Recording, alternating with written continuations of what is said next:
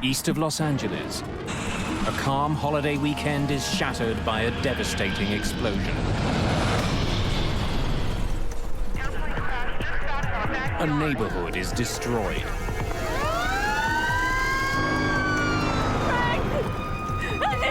I turned and saw my house totally on fire. All the houses behind me were all on fire. Where are they? Where are they? Fiery wreckage is strewn for blocks.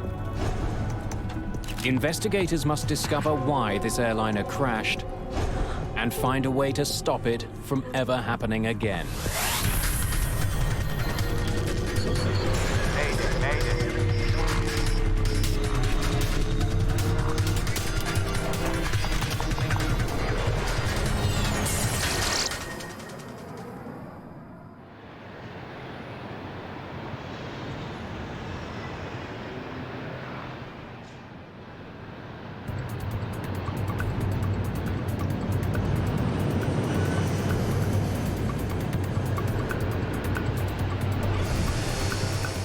Los Angeles International Airport, LAX, is one of the busiest in the world.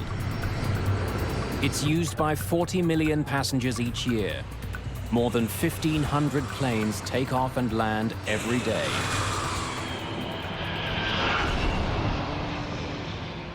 It's August the 31st, 1986, Labor Day weekend.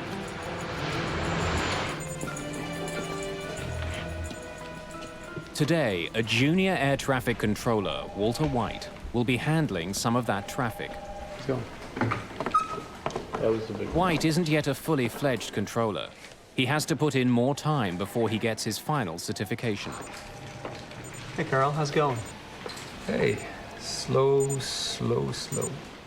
It was a long weekend, and it was a beautiful day in Los Angeles. It was absolutely clear outside, which we call Chamber of Commerce type day. You want to take a break? Have a cigarette?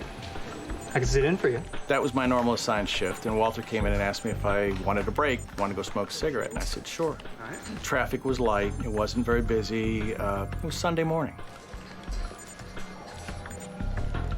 Well, certainly, any controller is looking to get seasoning, if you will. 3 months, 4 months, that's a pretty new controller. Los Angeles approach, good morning. I mean, it wasn't my turn for a break. Walter wanted to work the sector. As I remember correctly, he wanted to work it for some proficiency time. He hadn't worked it in a while. ACL 60, can you see the runway 25 left? Roger, LA approach. Thank you. Reduce speed to 200, then descend and maintain 6,000. 200, descend and maintain 6,000. Thank you. Have a nice day. Several hundred kilometers to the south, passengers are boarding an Aeroméxico DC-9.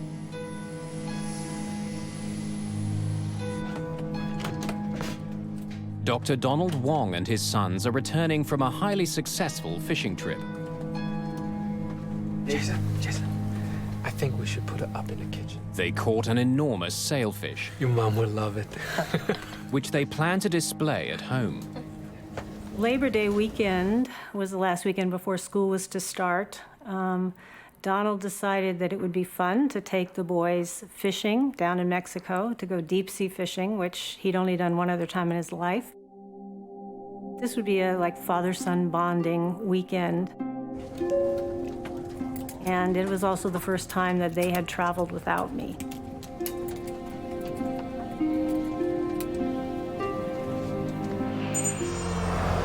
Just east of LA, the suburban city of Cerritos wakes up slowly.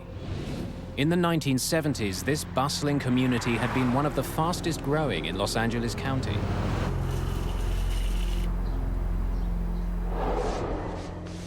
My husband had been working out of town all week, and he was coming home for the weekend. And that Sunday morning, I decided, let's just stay home, not go to church. I'm gonna go out and get your favorite things for a good breakfast. Javier, go and take a shower. And I left to go to the grocery store. In the home was Alex. He was 14. His twin sister, Angelica. She was asleep. He was asleep still. And Javier, that was my 16-year-old, and my husband.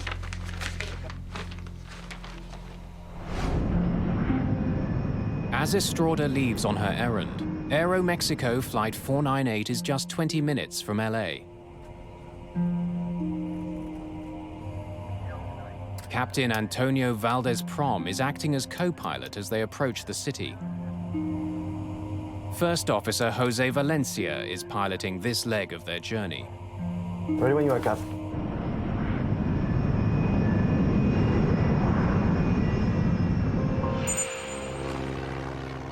About 22 kilometers south of LAX sits the Torrance Airport. Operating in the mammoth shadow of LAX, Torrance serves private planes and amateur pilots. It's one of several small airports that operate near LA, a region that has over 6,000 weekend flyers. Fuel set.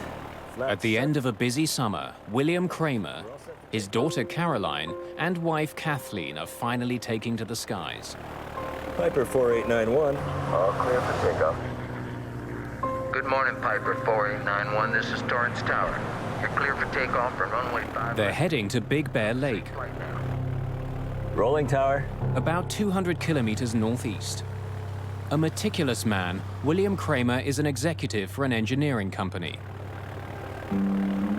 6 years ago, at the age of 47, Kramer bought his first airplane, a stylish and swift Piper Cherokee.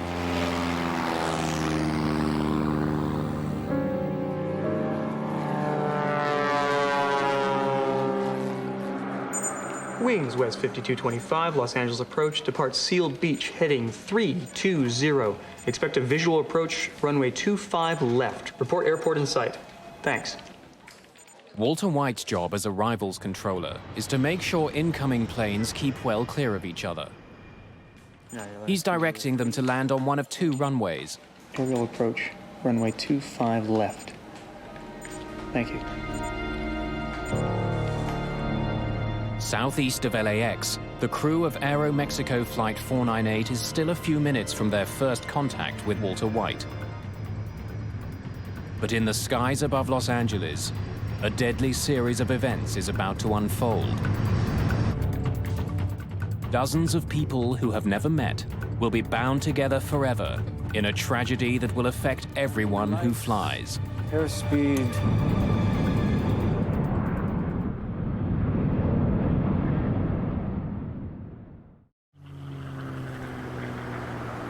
August the 31st, 1986, Labor Day weekend. All clear for takeoff, Torrance. Just south of Los Angeles, William Kramer and his family are finally on their way for a long-awaited holiday. Okay. Just an hour to go, we're in Big Bear Lake.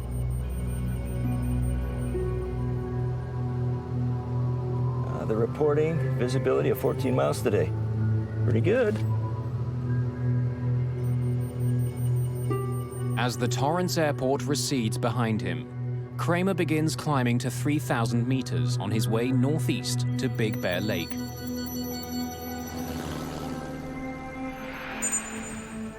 Several kilometers away, a half-full DC-9 from Mexico is approaching Los Angeles International Airport.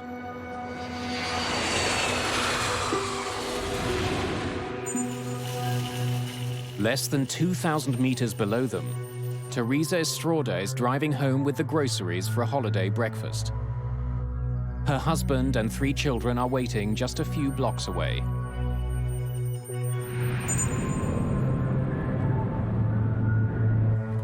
That's it. Holiday's over.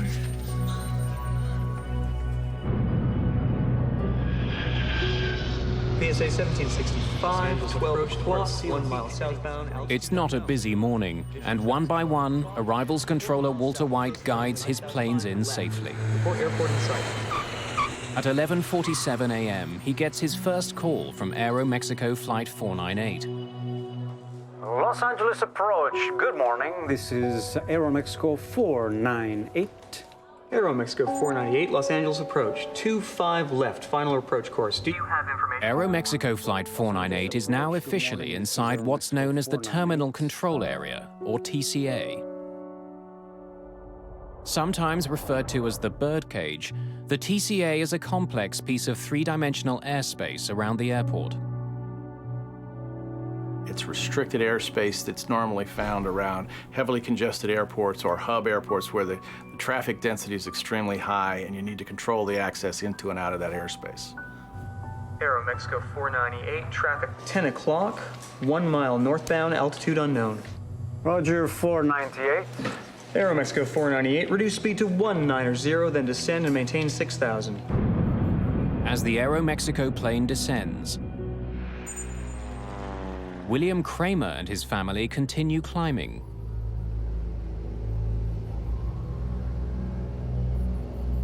I hope it's like this when we get to Big Bear. We should be able to see the ocean by now. Hon, take a look at the map and look around the 4-5 and see if you can see any kind of landmarks that we can use. Oh, what am I looking for? This is Aeromexico. Walter White is keeping his eye on the Aeromexico jet when his attention is abruptly drawn to another plane that's just appeared on his radar.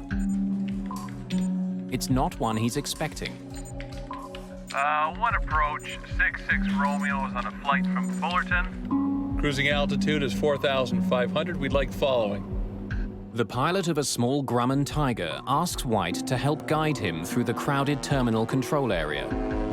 Pilots are supposed to contact LAX approach before they enter the controlled airspace. This pilot could be in the path of incoming traffic. But before White can deal with the private plane, he gets a call from the Aeromexico DC-9. What speed do you want? We're reducing to 290. No, to 190. Okay, you can hold what you have, sir. White decides to give the Aeromexico jet the runway closest to their gate. Change in plan, sir. Stand by. Roger, 498. With the DC-9 on hold, White turns to the intruder. Grumman 66 Romeo, squawk 4524. Remain clear of the TCA. White tells the pilot of the Grumman to use a unique radio channel. But he seems confused. 4, 5, what were the other two numbers? 4524. Grumman 66 Romeo, are you at 4,500 now? Negative, we're at 3,400 and climbing. Okay, you are right in the middle of the TCA, sir. Grumman 66 Romeo, I suggest in future you look at your TCA chart. You just had an aircraft pass right off your left above you at 5,000. And we run a lot of jets right through there at 3,500. Well, what do you suggest I do now? As the crew of Aeromexico Flight 498 continue to close in on the airport, Landing lights. their DC-9 is rocked by a violent shudder. Bugs, altimeter bugs. What was that? Aeromexico 498, Los Angeles approach. First Officer Valencia tries desperately to control their dive.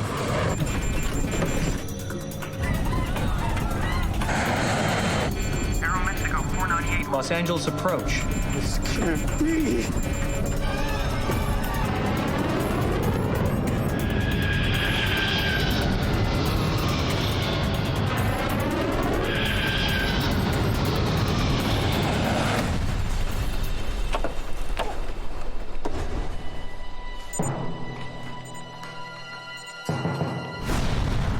I saw a huge explosion, just the red, vibrant colors of a fire, just huge explosion, like the way a bomb might hit the ground.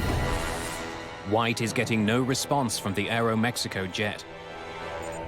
Aeromexico 498, Los Angeles approach. And now he can't find it on his radar screen. I'm sitting there talking with the two departure controllers and not really thinking. And I hear Walter say something like, I think I lost one. Aeromexico 498, Los Angeles approach. That immediately got everybody's attention. So I looked at the radars and could hear him calling Aeromexico 498. Called him several times on the radio. Where was Aeromexico? At this point, we weren't absolutely sure what had happened. White calls to an incoming jet for help. American 333 Heavy. want you to take a look around at 11 o'clock. I just lost contact with a DC-9. Let me know if you see anything down there, please. 11 o'clock, 5 miles. What altitude? He was last assigned 6. He's no longer on my radar scope, American 333 Heavy. Okay, I see a very large smoke screen off on the left side of the aircraft, about 11 o'clock.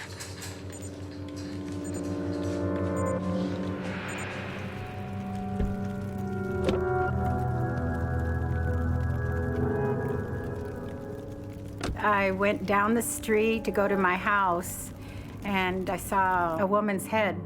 That her body had been cut in a diagonal, and she was just laying there. There was nothing but debris and fires sporadically all over the place, and I could see fire in the whole neighborhood.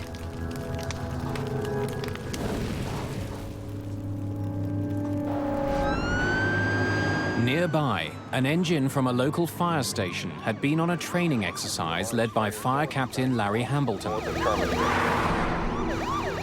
of a sudden, one of the firemen tapped me on the shoulder and said, "There's a big column of smoke, off to our left." So I picked up the mic and made a guess at the address.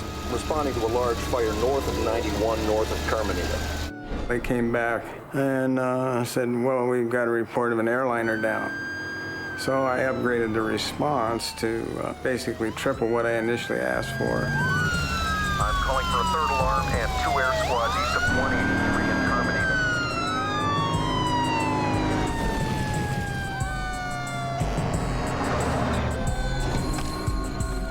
As we approached, I realized that in addition to the aircraft parts in the street, there were people, body parts,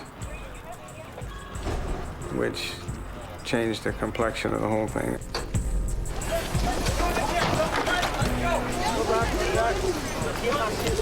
Larry, get in here. Set up a perimeter.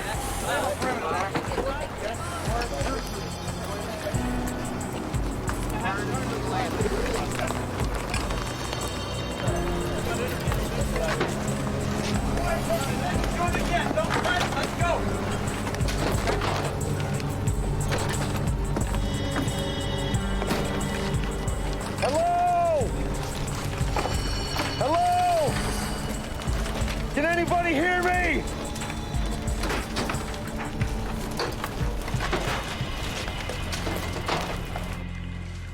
At Los Angeles approach, Walter White, deeply shaken by the crash, is relieved of duty. I remember watching Walter get up and walk out of the room by himself.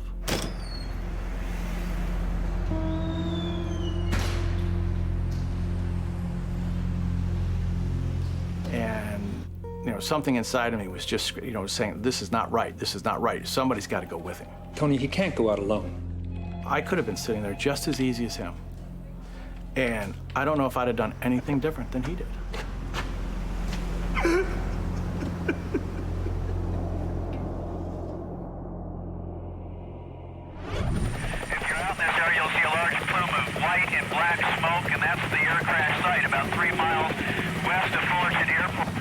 Helicopter news crews are quickly on the scene.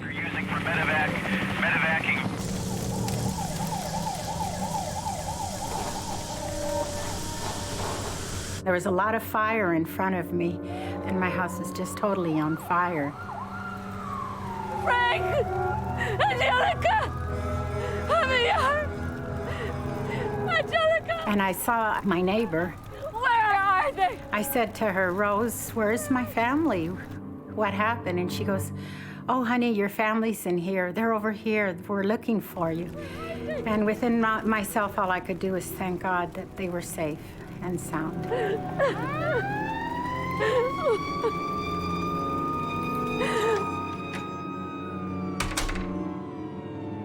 She took me into her home, and I saw Alex. Alex? Alex! What happened? Where's Angelica? Where's Angelica? I don't know. Where's Javier? Where's Papa? I don't know, Mom. I'm sorry. I don't know, Mom. And he started crying right away and said, "Mom, I'm sorry. I'm the only one that came out alive." And all I could do was hug him.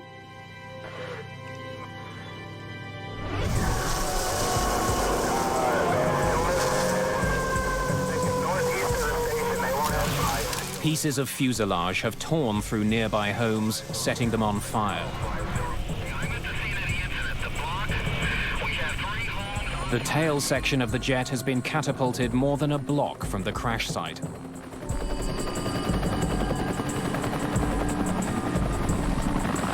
Hello?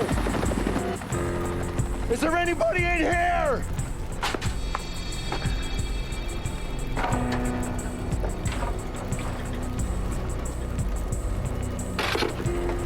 As I surveyed the houses and the crash site around me, it was a very surreal experience to stand right there for probably 4 or 5 minutes before anybody else showed up and not see another living soul.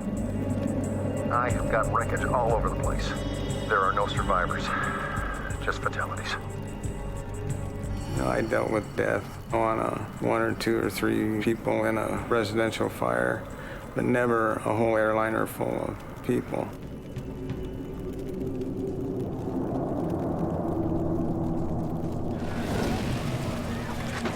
Let's go to work, guys.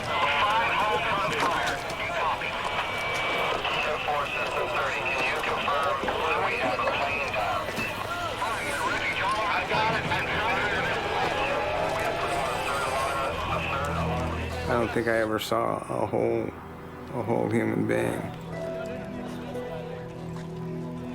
I gave him the job of finding body parts and wrapping them or covering them with yellow rescue blankets. No matter where it was, ever so small or whatever, you know, a hand or a torso or a leg or whatever. That became life to us. It was treated with respect. My memory of the incident is in a muted shade of brown. It's not black and white, it's not vivid color. You know, the grass isn't green, you know, the houses don't have paint. It's all some muted brown shade. And I'm told that that's my brain's way of taking something violent and horrible and softening it a little bit so I can live with it and deal with it. This neighborhood has just been torn apart. Yellow sheets mark the bodies. I count 1, 2, 3, 4, 5, 6, 7, 8, 9, 10, 11 bodies right now. Oh, gosh. This neighborhood has just been devastated. 16 houses have been damaged, many of them completely destroyed.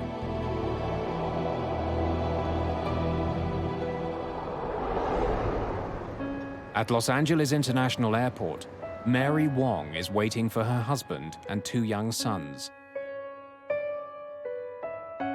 I went to the airport to pick them up around noon and waited in that area outside of customs and waited and probably, you know, you're thinking customs might take a little while, but about maybe 12:20 or 12:30, I started seeing a man walk around with a pack on his back with a green cross.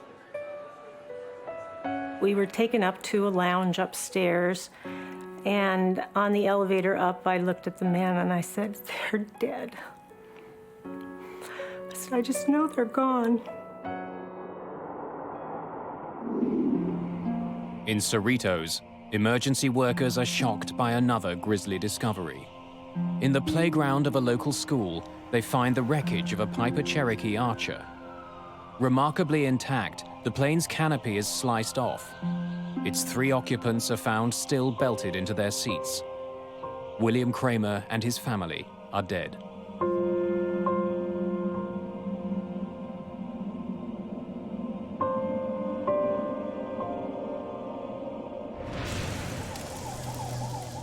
All the passengers and crew on Aeroméxico Flight 498 are also dead.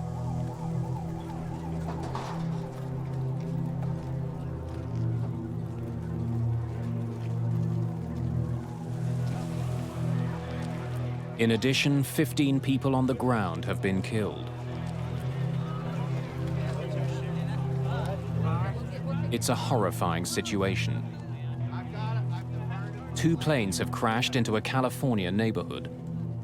Something's gone terribly wrong in the skies above one of the busiest airports in the world. Now investigators have to find out exactly what happened. On the last day of August in 1986, a lazy Labor Day weekend is shattered by an enormous explosion.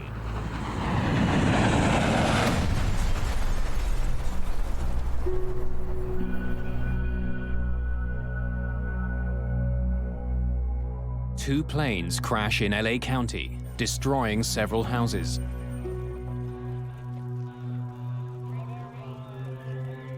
It's a grisly scene. Bodies are scattered throughout a devastated neighborhood. 82 people are dead. 15 people on the ground have been killed. Another 67 have died in the tangled wreckage of the 2 planes involved.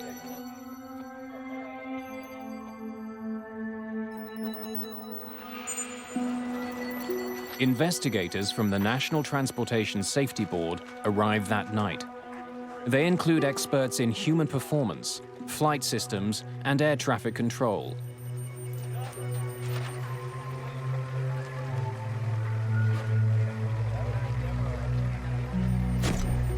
From the beginning, investigators are focused on the fact that there are 2 planes on the ground. It suggests a disturbing conclusion, that this was a mid-air collision. The idea that this had been a mid-air collision was already conveyed to us before we even launched out of Hangar 6 back when we got to Word. They saw 2 wreckages coming down, and that's the way it got conveyed to us. With that idea in mind, John White and his team must painstakingly examine the wreckage. It's more of now documenting where the major pieces were, and then looking at the pieces to see if you can determine how the aircraft, at what angle the aircraft may have come together at. Propeller marks on the tail of the DC-9 and paint from the Piper Cherokee reveal how the planes crashed. It looks like the Piper collided at the tail section of the DC-9, and the horizontal stabilizer came off. And once that happened, you could no longer control the pitch of the DC-9. The descending DC-9 and the climbing Cherokee met at a 90-degree angle. Their combined speed was 450 kilometers an hour. The impact tore off the airliner's tail section. Discovering how the planes collided is the first step. The more important question to be answered is why.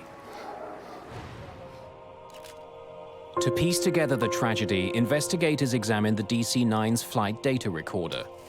It helps them pinpoint the exact location and altitude of Aeroméxico Flight 498.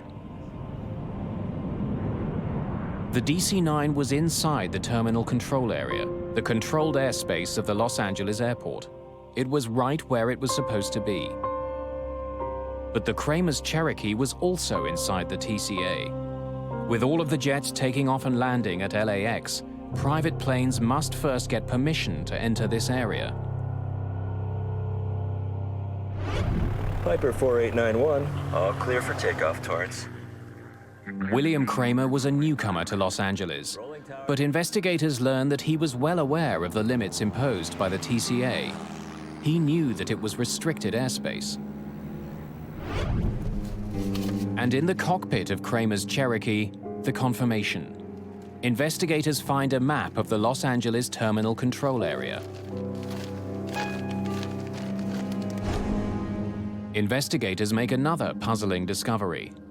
They learn that the Kramer's proposed flight plan took them from Torrance to Long Beach, then up to Ontario, and finally to Big Bear Lake at a cruising altitude of 3,000 meters. That plan keeps him well out of the TCA. The fact of the matter is that the Cherokee flew into the TCA and hit the DC-9 in restricted airspace without a clearance. So how had Kramer flown into danger? And why hadn't he let anyone know? On the ground in Cerritos, one possible answer emerges. Heart disease runs in Kramer's family, and the initial autopsy results show a major blockage.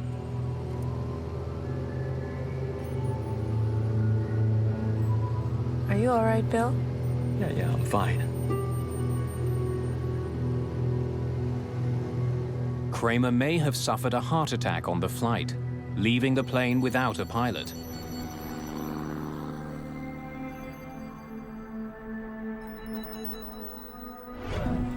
Samples of William Kramer's heart tissue are sent to the Armed Forces Institute of Pathology for testing. If he suffered a heart attack, it might explain why he didn't call in to LA approach.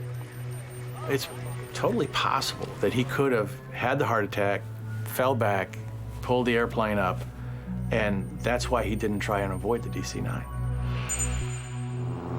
But no matter why Kramer was flying in restricted airspace, Air Traffic Controller Walter White should have been able to see him. Kramer's plane should have appeared on White's radar. Before being questioned by investigators, White reviews the radio calls from that morning. He needs to be sure of what he said and what he saw. Richard Wentworth was one of the investigators who talked to White. At any time, did you see the Piper Cherokee on your scope? No. No, sir. The Piper's target was not displayed.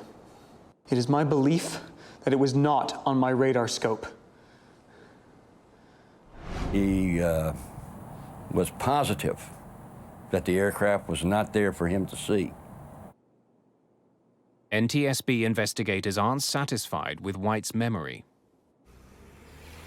While the radar data is being analyzed, news arrives from the Armed Forces Institute of Pathology about William Kramer's heart. Are you all right, Bill? Results from a detailed study of his body show that while he had advanced heart disease, William Kramer was not fighting a heart attack before the collision. Investigators must find another explanation for why the Kramer's flight went into the Los Angeles terminal control area. While he had submitted a flight plan, small planes like Kramer's Cherokee don't have sophisticated instruments. Like most private pilots, Kramer was navigating by landmarks like freeways. That meant keeping an eye both on the landscape below and the airspace around him. That's definitely the 405. Where is it again? Right there. John Andrews is an aviation expert who testified about the circumstances of the Cerritos disaster. The pilot of the Piper was navigating by visual landmarks, possibly attempting to follow parallel to a freeway, and that he had become confused about which freeway he should have been following.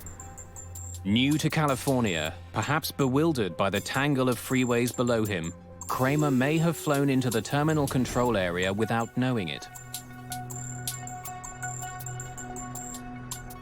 There are no lines on the ground that says the TCA starts here and at this altitude. You have to look at a chart, you have to interpret that.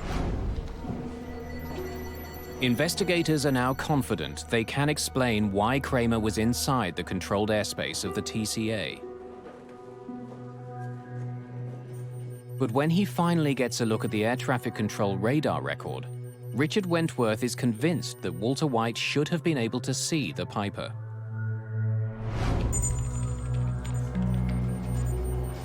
We were able to determine that the aircraft that collided with Aeroméxico was there to be seen. So why hadn't White reacted to the Kramer's plane if it was on his radar? When Walter White came to work that day, the arrival station was being controlled by Carl Grundman. Hey, Carl, how's it going? Hey, slow. Grundman believes that long-standing radar problems were the reason White didn't see the Kramer's plane. I can sit in for you.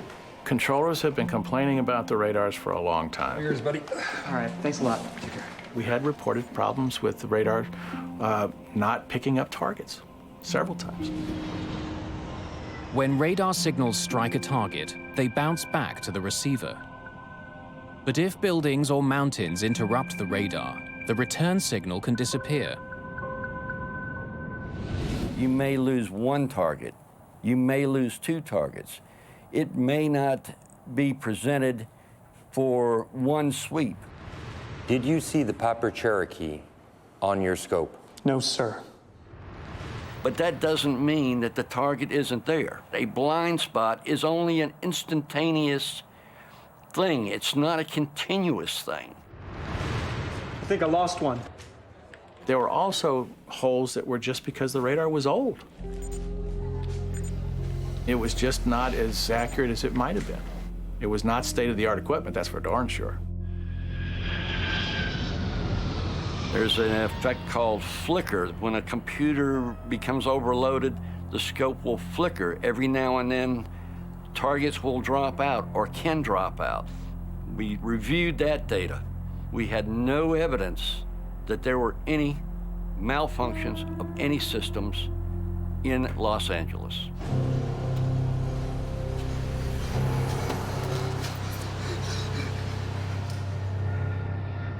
There is another possible explanation.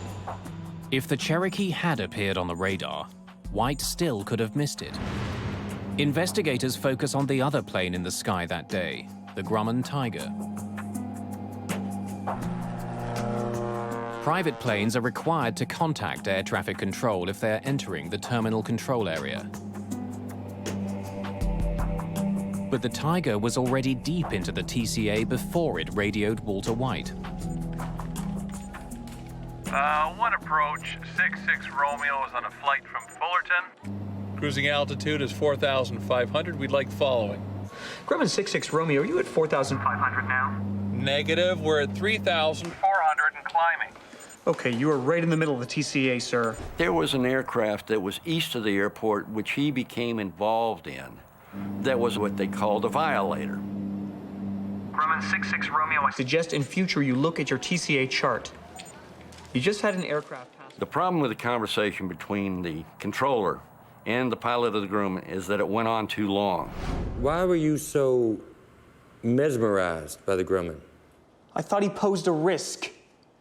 This occurred during a critical time at which the two aircraft to the southwest of his display, which was the Aeroméxico and the Cherokee, were merging. But even if the Cherokee signal did appear on White's radar, and even if he had seen it, investigators discover that White still would not have had all the information he needed. Radar signals only show controllers that a plane is in range. Transponders on planes can broadcast other information, including height and speed. But at the site of the Cherokee wreckage, investigators discover the plane's transponder is a basic model. It only sends out information on the plane's direction. It provides no information about the plane's altitude.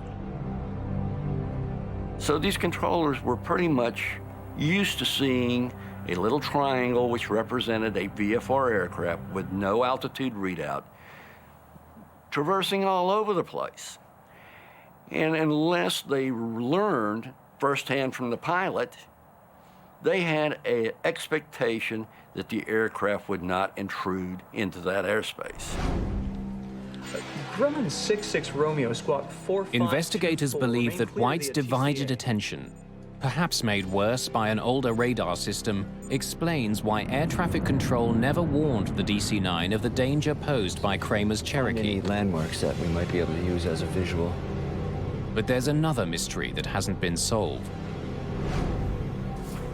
Studying the radar records from the day, NTSB investigators are startled by what they find. Neither the crew of the DC-9 nor the pilot of the smaller Cherokee took any evasive action before the crash. Both pilots appear completely unaware of each other.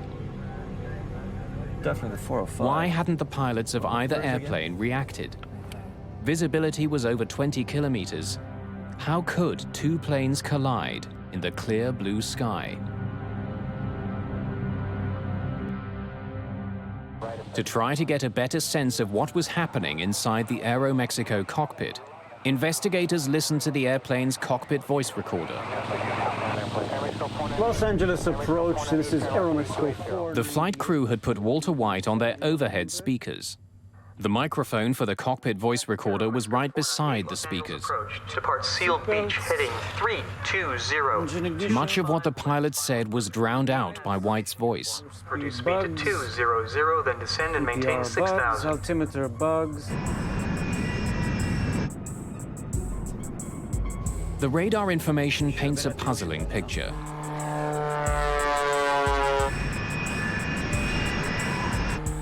It indicates that for more than a minute, the Kramer's Cherokee was there to be seen by the Aeroméxico crew. And if the Kramers had looked out of their right side window, they would also have seen the Aeroméxico jet. But neither plane altered its course. Neither plane took any action to avoid the deadly collision.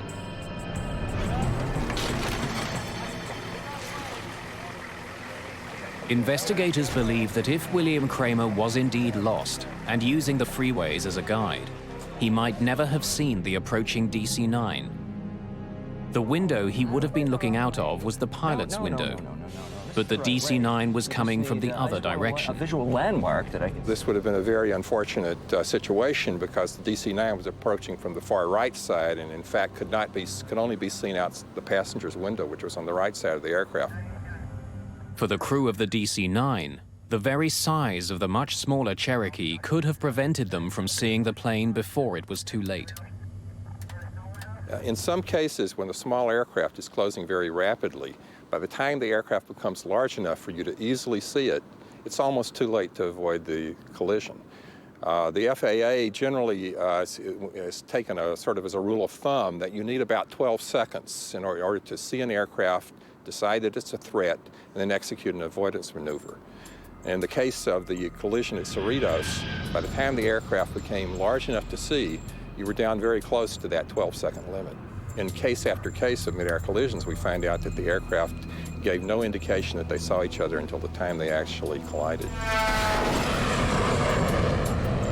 The design of the cockpit windshield may also have contributed to the disaster. Hey, Maria. It's possible that during part of the approach, at least for one of the pilots, the aircraft was actually behind the center post, and unless the pilot moved his head back and forth to clear that airspace, unless he had a reason to do that, it's possible the aircraft was obscured during part of the time in which he might have had a chance of seeing the other aircraft. Ignition. The disaster over Cerritos revealed several tragic weaknesses in the air traffic control system. One of the most glaring was that pilots could not be relied on to see and avoid each other. They'd need new technology to keep a mid-air collision from happening again.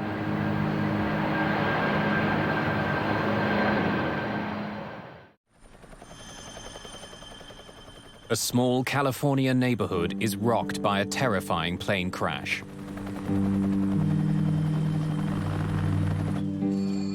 "82 people are killed when a private plane slams into a large passenger jet.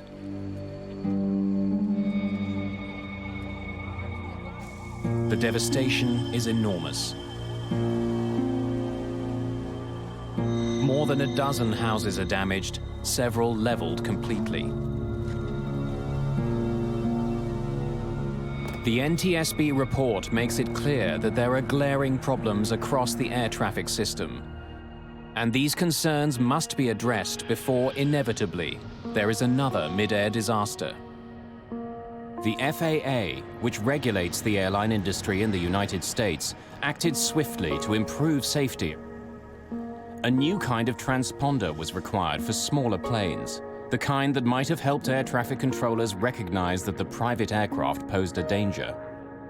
If you had an aircraft that flew under a controlled airspace, you would have a transponder and you would be required to have altitude encoding or reporting. That way it would be no mistake as to whether you had an intruder or not. A new system called Mode C Intruder was also developed to warn air traffic controllers.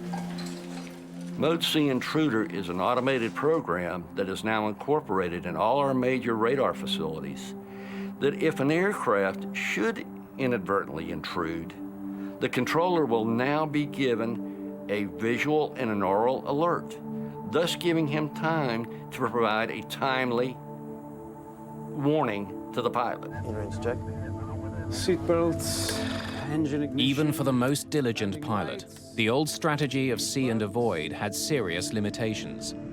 Those limitations would be addressed with the most important innovation of all. The major technological innovation that came out of the Cerritos midair was the congressional mandate that all air carrier aircraft operating within the United States would be outfitted with TCAS, Traffic Collision and Avoidance System. John Andrews worked on the team that developed TCAS. The TCAS collision avoidance system, which was under development, quite possibly could have prevented this accident. TCAS gives the pilot a traffic advisory at 45 seconds before the potential collision. Hey, Maria. Everything okay back there? And then at approximately 25 seconds or so before the potential collision, a resolution advisory is given to actually tell the pilots to climb or descend to avoid the altitude of the other aircraft. See.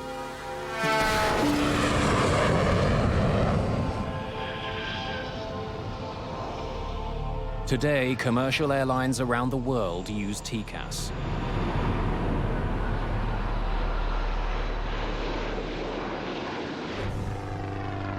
The pilot of the Grumman Tiger, the so-called third pilot whose actions may have played a part in the crash, was eventually charged for flying into controlled airspace in a careless and reckless manner.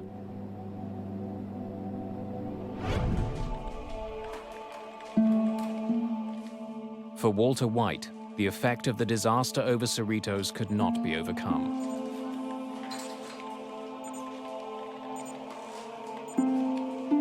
Walter came back to the TRACON, and I think it was probably a month or so later. And I can't give you exactly how long he stayed there, but it wasn't very long. And he just got up and said, no, thank you.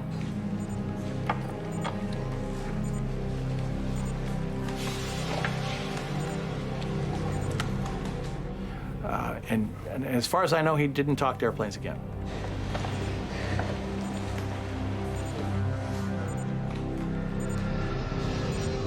Within a year of the incident, the old radars at LAX were replaced.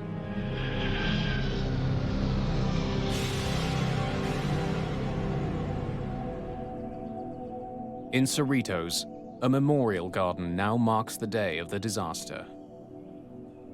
Mary Wong has since remarried, but the pain of returning home that day will never go away.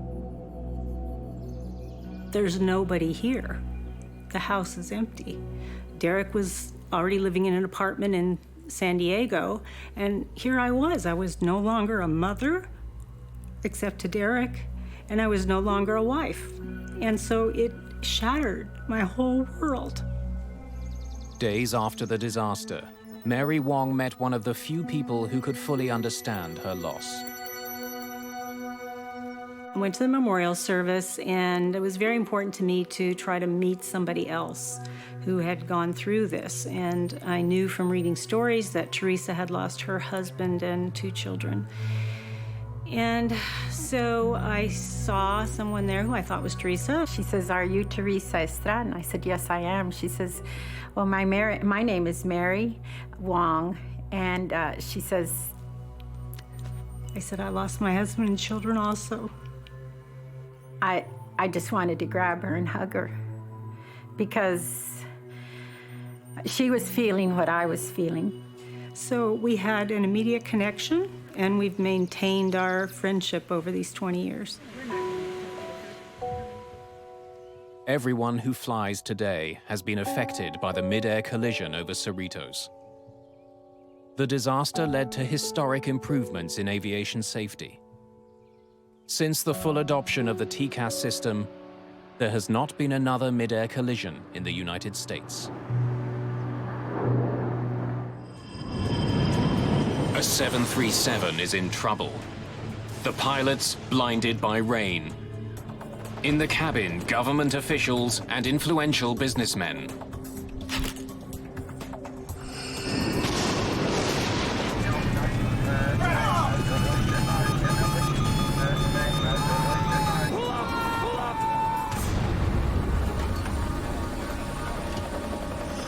The crash of IFO-21 shocks the world.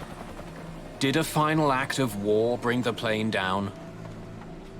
The White House demands answers. This was no ordinary flight, but a military jet carrying American politicians. When the investigation is over, the Air Force itself is held responsible.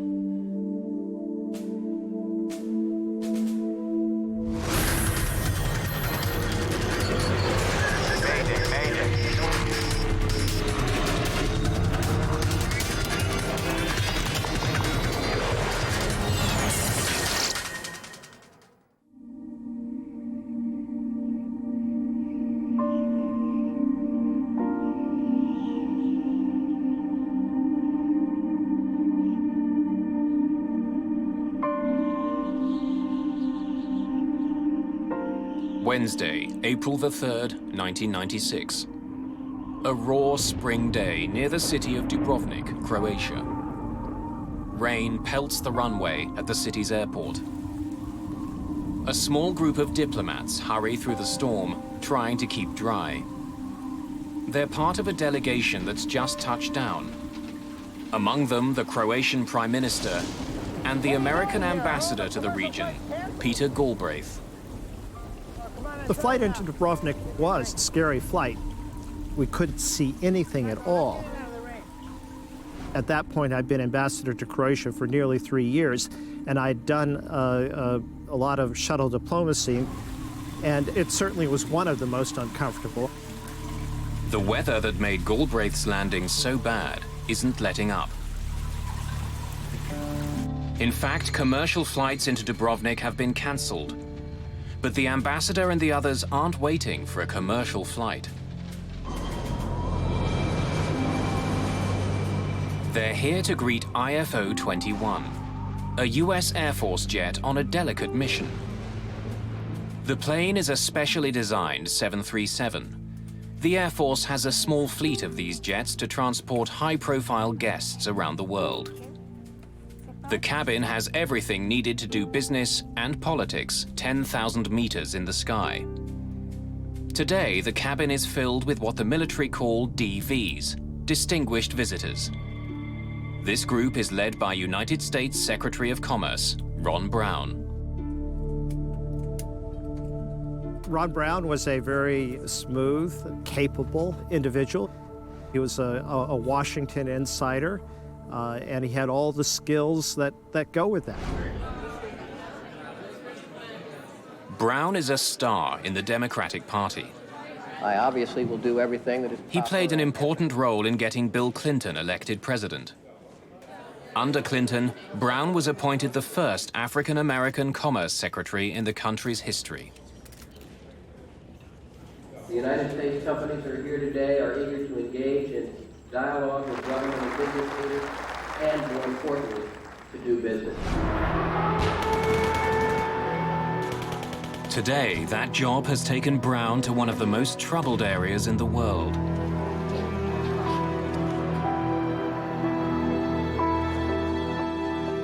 For 4 years, civil war ripped Bosnia and Croatia apart. But just a few months ago, an uneasy peace began. As Commerce Secretary, Brown is helping to rebuild the local economy. Ambassador thinks we should. The philosophy behind it was that the peace would not be durable unless there was economic progress in the region, that was really critical to the peace. Brown's 3-day tour started that morning in Tuzla, Bosnia, where the group toured an electrical plant and ate hamburgers with American troops stationed there. Being a former Army man myself, I know what being away from home is like, so we thought we would bring a little bit of home to you. The final stop on today's tour is the ancient coastal city of Dubrovnik. Before the war, it was a vital part of the country's tourism industry. It was my idea that Ron Brown should go to Dubrovnik. The Croatians were very eager to get the word out that Dubrovnik was still standing and that it was still a tourist destination. So I thought it would be very useful to have Ron Brown and the delegation go there. But on this damp day, Dubrovnik is not at its best, or even visible. Fog presses down from the sky, obscuring the city and the beautiful Adriatic coast. To the north of Dubrovnik flies IFO 21. Its pilot is Captain Ashley J. Davis. His colleagues call him AJ.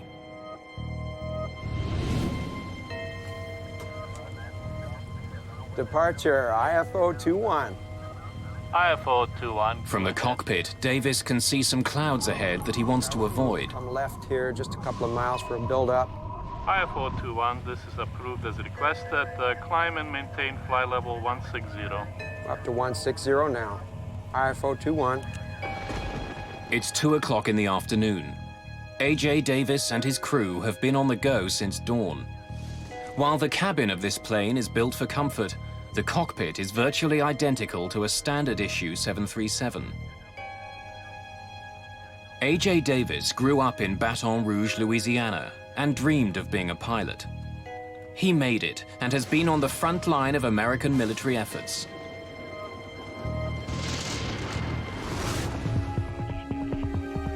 In the past, he flew mid-air refuelers high above the Persian Gulf.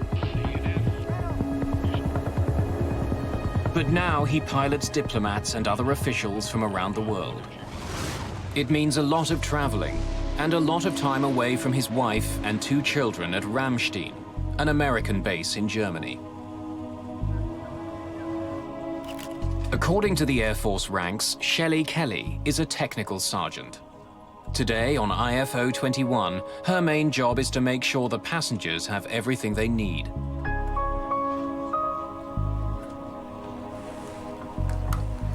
Mr. Secretary, something to eat. No, thank you. I was wondering how our time's looking. The diplomats are expecting to arrive in Dubrovnik by mid-afternoon, but they've been running late all day. I can check to find out for sure if you'd like. Yeah, thank you. Early would be good. As the plane nears Dubrovnik, AJ Davis calls the United States Air Force Weather Service for an update. Metro, IFO 21, how copy? Over. IFO 21, copy loud and clear. Weather for Lima Delta uniform as follows. Rain. Sky conditions 500, broken. That would be ceiling. How well do you copy? Metro, IFO 21, copies. Yeah, we've been in it all day. Are you expecting any changes in the weather? Pretty much continued rain, over. Copy. Rain. Thanks for your help.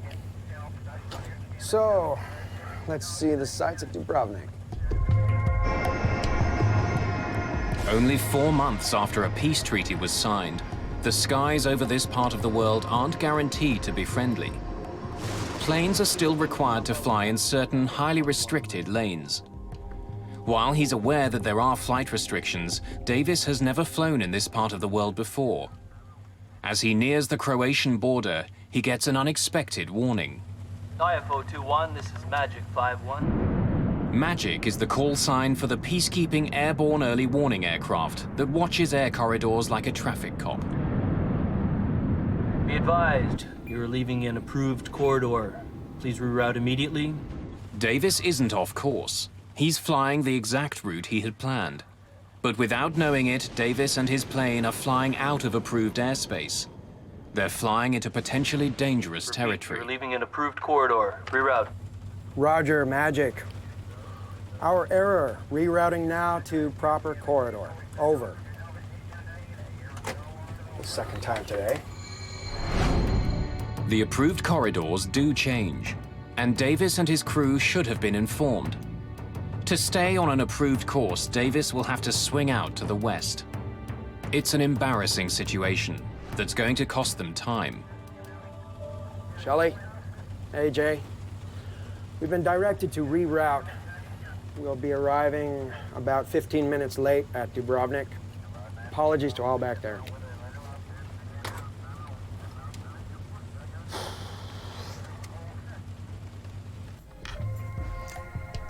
Ladies and gentlemen, could I have your attention, please?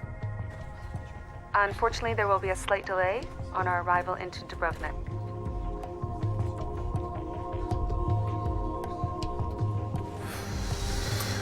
DVs aren't going to be happy at all. That weather ahead will probably slow us down even more. Outside his plane, the heavy rain continues to crash down. Flying toward an unfamiliar airport with a cabin full of businessmen and diplomats, Davis has a difficult task ahead.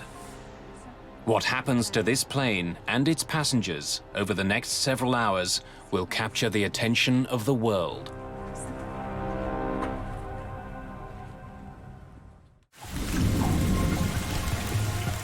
A heavy rain soaks a small airport in Dubrovnik, Croatia. Headed towards it is a US Air Force 737 carrying 35 people on a trade mission. Leading the delegation, US Secretary of Commerce Ron Brown. We'll see which path Ambassador thinks we should follow. Dubrovnik approach, IFO 21, level 100. Dubrovnik approach, good afternoon. Maintain 10,000 feet for beacon approach. Runway 12. Okay, descending to 10,000 feet, IFO 21. The weather is so bad today that commercial flights have been cancelled. As they approach the airport, the rain isn't letting up.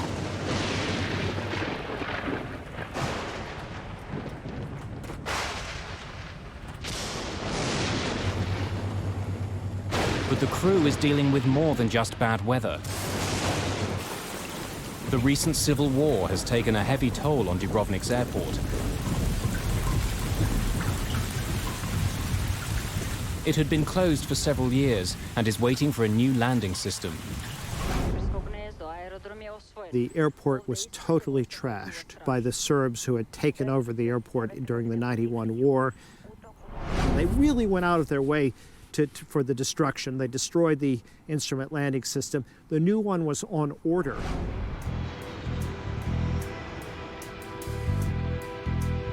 Around the world, airports use sophisticated technology to help planes take off and land. Doppler radar warns of incoming storms. Glide slopes help pilots stay on course to land.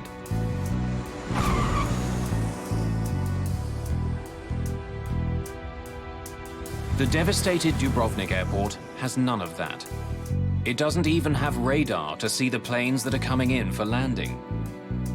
Instead, the airport is using so-called non-directional beacons to guide planes towards the runway. In the aviation world, it's ancient technology. There are many non-directional beacons used in the United States and throughout the world, but they're an older navigational aid, and in fact, they were on the way out.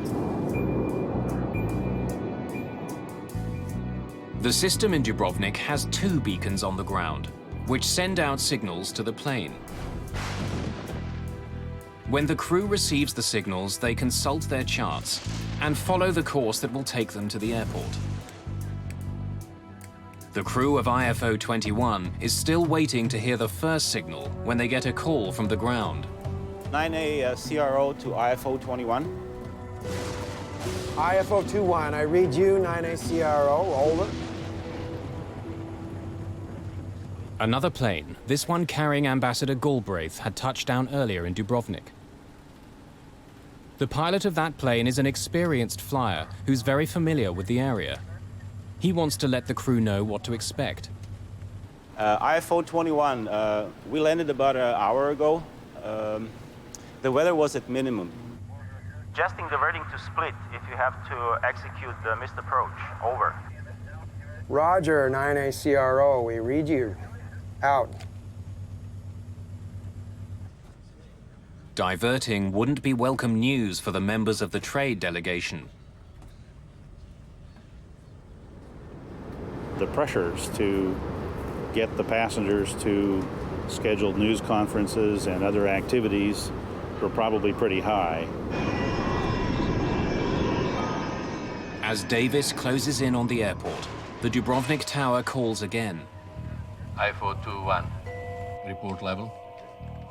IFO 21, 5,000.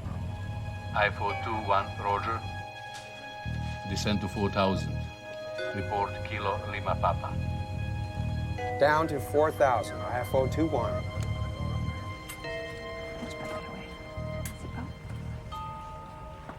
Sir.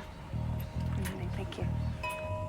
Flying above the storm, the crew finally hears the radio signal from the first beacon.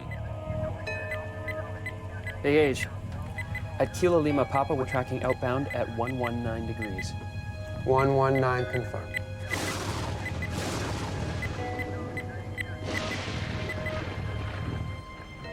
Mr. Secretary, we're landing.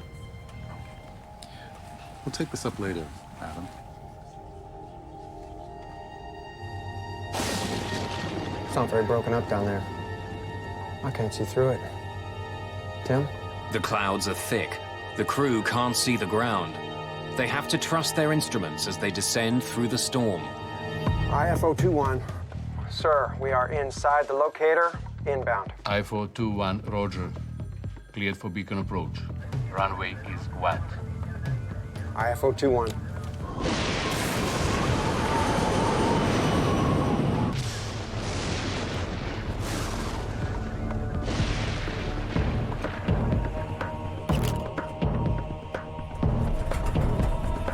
A.J. Davis flies blind through heavy rain and cloud cover. He expects to see the airport any second.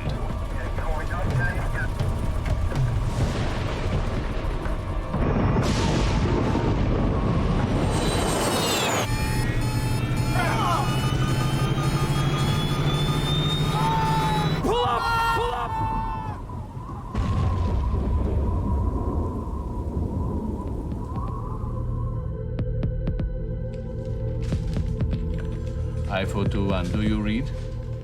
Just before 3 o'clock in the afternoon, Dubrovnik Tower loses all contact with IFO 21. IFO 21, Dubrovnik approach, do you read? IFO 21, do you read? Without approach radar to track the plane, controllers have no idea where it is. Perhaps the plane has diverted to another airport. IFO 21, do you read? But as the minutes stretch on with no word from the American plane, local controllers are taking no chances. Initiate emergency procedures. Near the end of our shift, we heard about the possibility of a missing plane. We didn't know who was on the plane. We had no details about the flight. For situations like this, there is a certain procedure, and we just waited for more information. Peter Galbraith is waiting at the airport with Croatia's Prime Minister.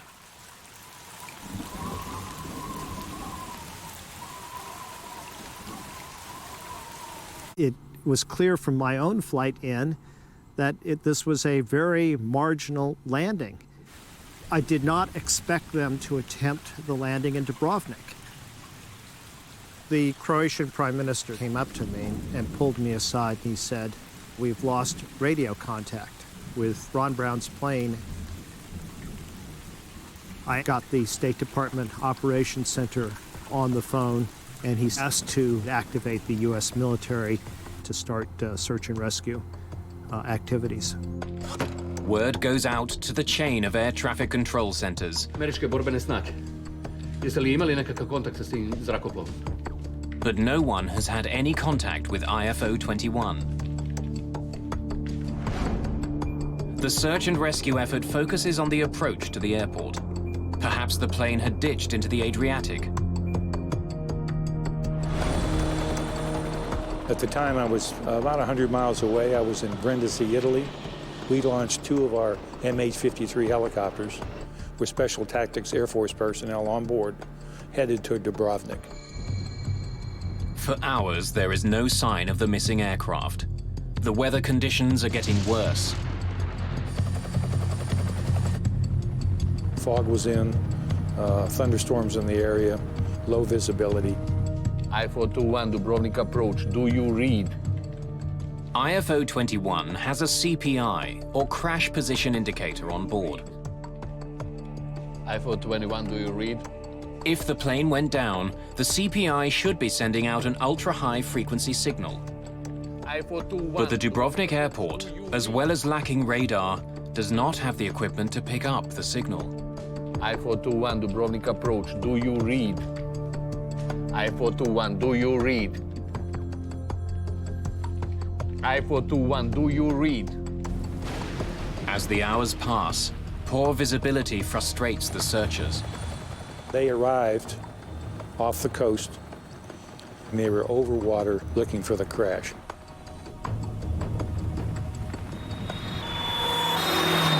Hours after the plane disappears, police respond to a tip. A local villager has seen something on the hill above his house. It's a long way from the coast where the search is concentrated.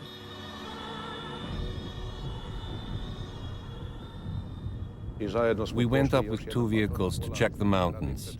The weather was extremely horrible, strong rain and thick fog.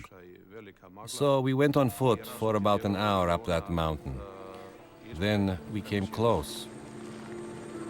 It's almost 7:30 at night, 4.5 hours after the crew called for clearance to land. The crash of IFO-21 is finally confirmed.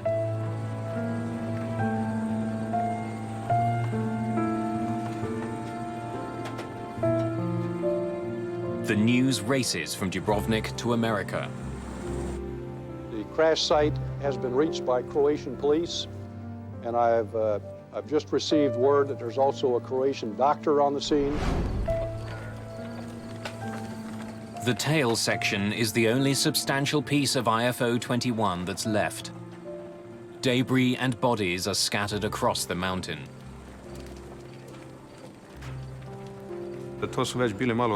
These were hard moments as we were walking over the boulders, not knowing if we're going to step on someone's body. These are the moments that you can't forget. Then, almost miraculously, police make a heartening discovery. Inside the tail section, they find a survivor. It's Technical Sergeant Shelley Kelly. As we arrived at the tail section, one policeman went inside and found the body of a stewardess, and he tried to help. That was our hope. We wanted to help. We wanted to save every life, and hers was our chance. We were counting on it.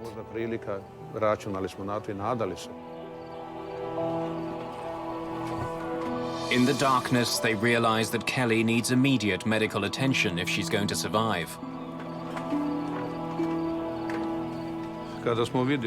When I realized that there was no one to help, I radioed the police central station in Dubrovnik and got them the location of the crash site.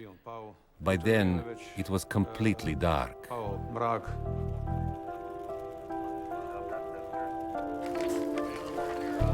St. John's Hill is alive with close to 100 Croatian policemen and military.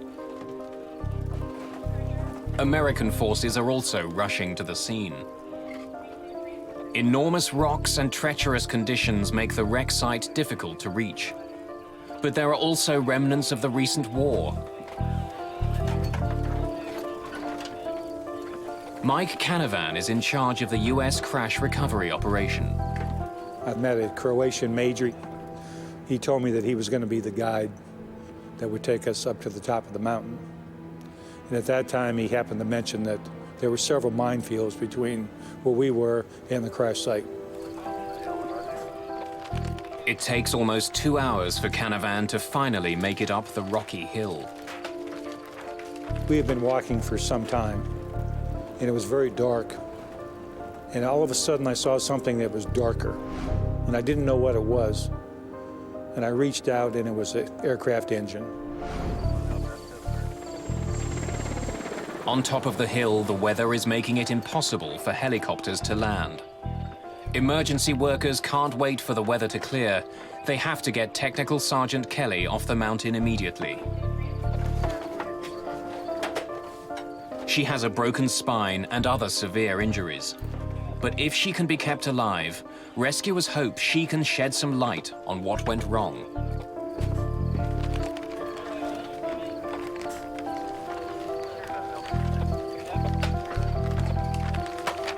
With Kelly off the mountain, the search for other survivors continues.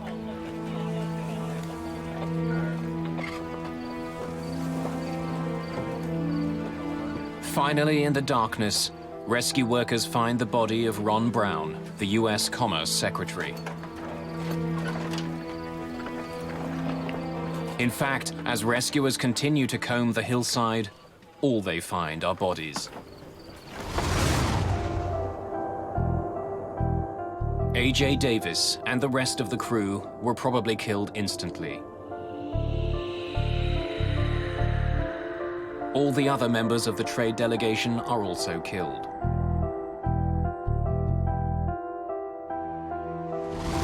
As dozens of emergency workers continue their grim search, a call comes from Dubrovnik.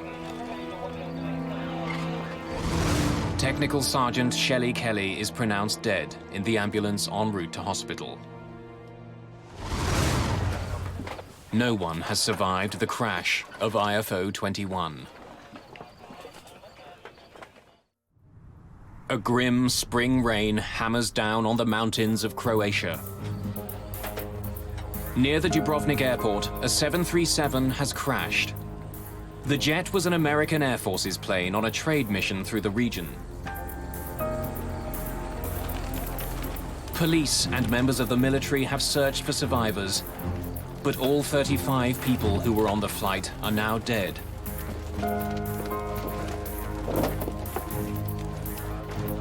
Including the American Secretary of Commerce, Ron Brown. In the darkness, the rescuers begin a very different job.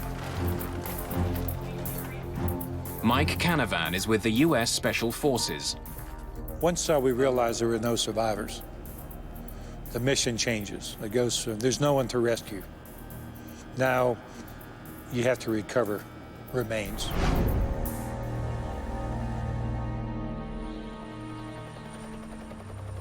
By dawn, the weather has improved. Peter Galbraith gets his first glimpse of the crash site.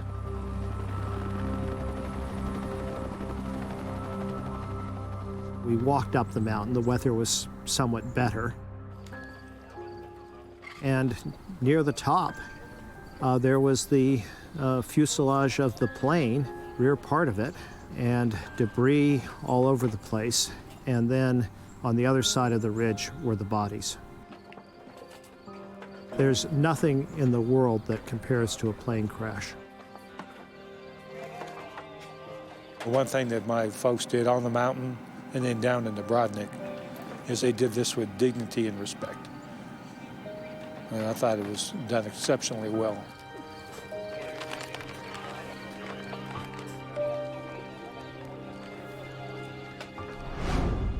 Ladies and gentlemen, the Vice President and the First Lady and the members of Cabinet and I wanted to come here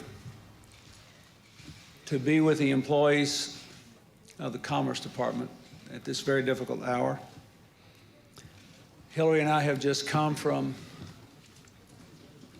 Ron Brown's home, visiting with Alma and Michael and their family and friends who are there. As the truth sets in, the hard questions begin. How had a specially redesigned U.S. Air Force 737 crashed on a hillside in Croatia? Was it simply bad weather? Or in a war-ravaged part of the world, was there another cause?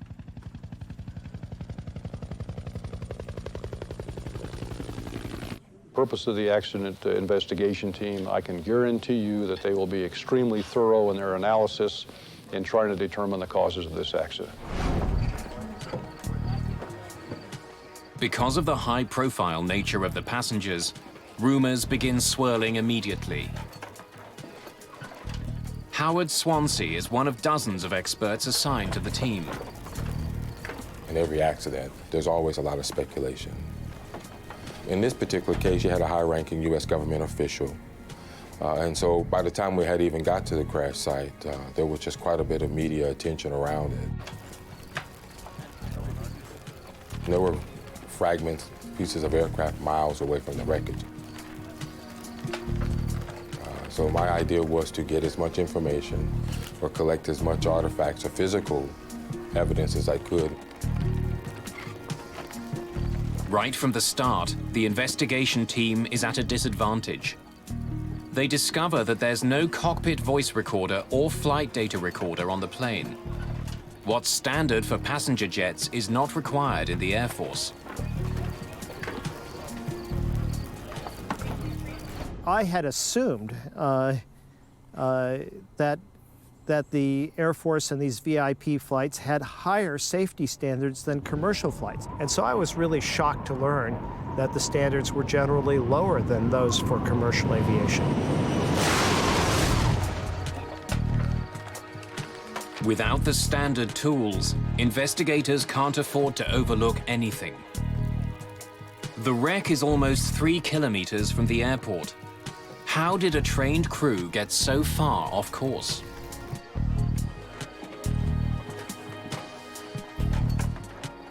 As Swansea examines the wreckage, Nelson Spornheimer is brought in to look at other evidence. An expert in aerial navigation, he plots the plane's doomed final minutes.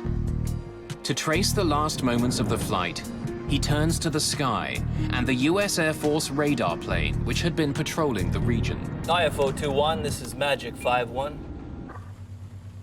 Be advised, you're leaving an approved corridor. Please reroute immediately.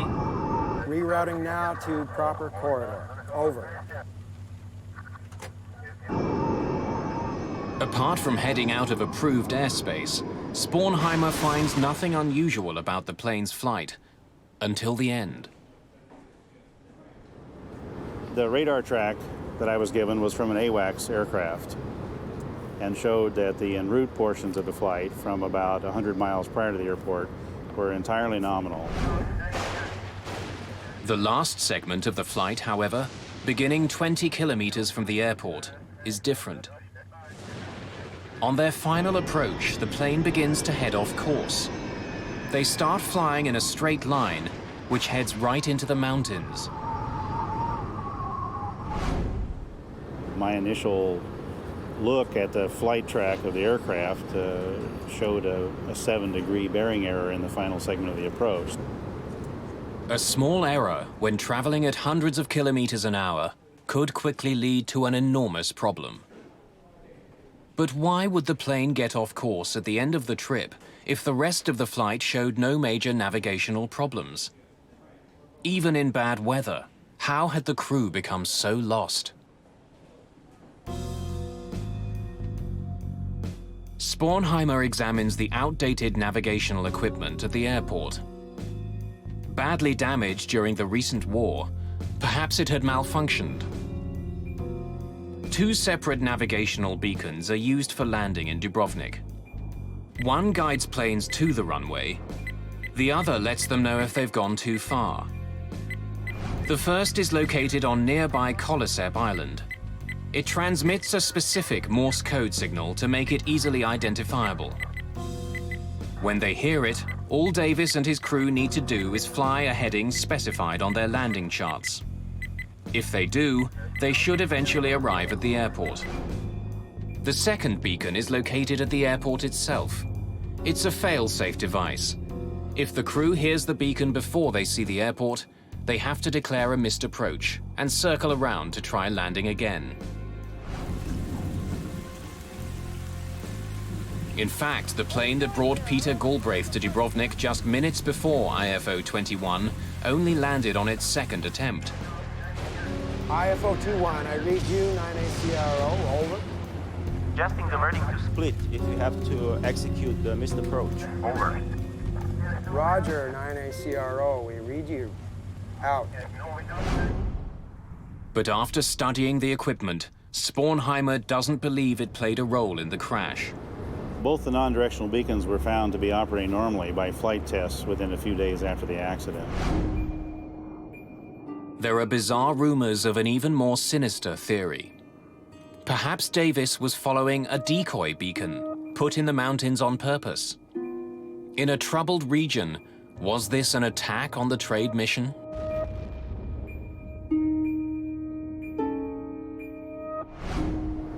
To get a signal that is strong enough to be heard, you have to have a very large ground system, which is difficult to establish in rocky, sandy soil. So it would be very expensive and very time-consuming to set up an NDB in the mountains. Such an elaborate scheme would be nearly impossible to pull off. No evidence is ever found of a decoy beacon. The investigation continues.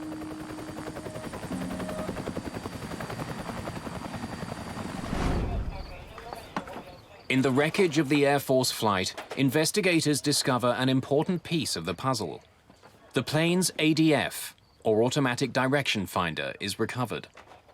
It appears to be working, but only one of the units had been installed on this jet. To perform a proper landing in Dubrovnik, a plane requires 2 ADFs.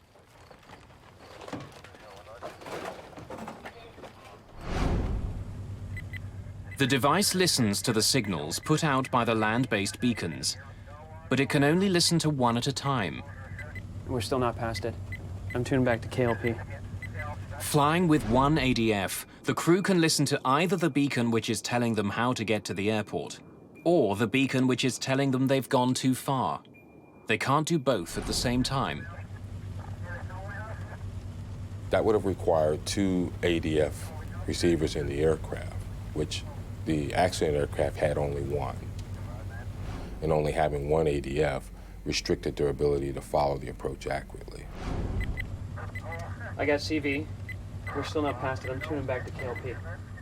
By quickly tuning back and forth between the 2 beacons, the crew can use 1 ADF to listen to 2 signals. But it would have added stress to an already difficult landing. And it's another surprise. The Air Force jet wasn't adequately equipped to land at this airport. You're talking in a very short time span of making the approach. It's going to become rather difficult in trying to dial both to keep listening to the code if you're also trying to search for your course and headings. As he continues to study the path that IFO 21 took, Nelson Spornheimer focuses on an S-shaped curve in the plane's flight. It's the sort of path a plane would take when looking for a signal from a non-directional beacon. But just when the crew should be looking for the beacon signal, the S-turns disappear. At about 2 or 3 miles inside the final approach fix, for the next 7 or 8, 9 miles, the flight track is perfectly straight. Instead of trusting the navigational system that was in place, even though it was primitive, the crew suddenly seems to give up. And Spornheimer thinks he knows why.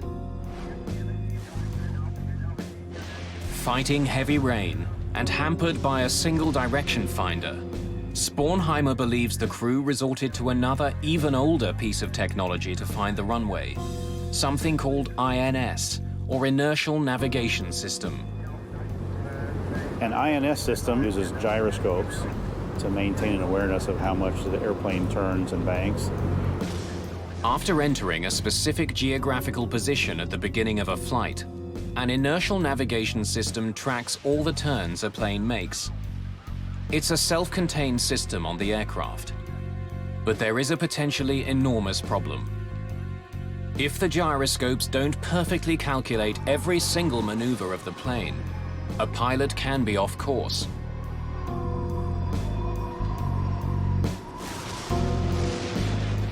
It's not very broken up down there. I can't see through it. Tim? The crew might have thought that switching to this system would help them find their way. But in this case, it might have put the plane dangerously off course. INS drift in this case was probably, in my view, the primary reason the aircraft ended up where it was.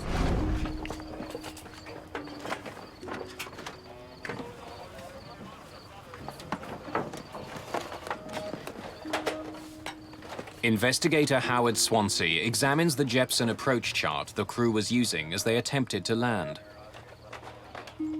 Hampered by poor visibility and relying on the inertial navigation system, their charts would have been a key aid. But when he takes a closer look at it, he notices something peculiar. A key figure, the minimum descent altitude, isn't accurate. The minimum descent altitude is the height where pilots must be able to see the airport. If you can't see it at that height, you have to abort the landing. Each country has the responsibility of developing these procedures and then publishing information so that other nationalities as well as their own air crews can fly those approach procedures. Swansea discovers that the minimum descent altitude on the chart doesn't meet American aviation standards. Given the mountainous terrain, it should have been more than 2,800 feet. But the chart the crew was using said it was just over 2,100 feet. It means that the crew could have flown almost 700 feet lower than experts in the US thought was safe without having to abort the landing. Combined with the other problems the crew was dealing with, the non-standard chart sealed their fate. Struggling to find the airport, they were straining to see through the clouds, assuming they were still safely above the mountains.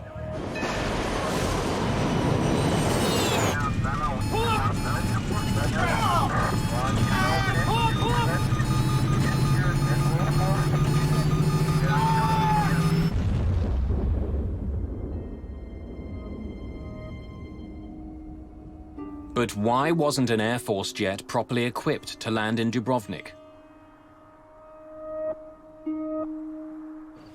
And why didn't the crew have the right landing charts that would have made even a difficult flight safer?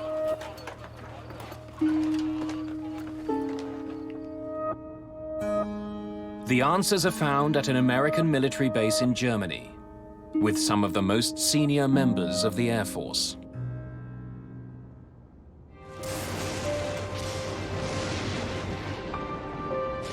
In the spring of 1996, a US Air Force jet crashed just outside the airport in Dubrovnik, Croatia.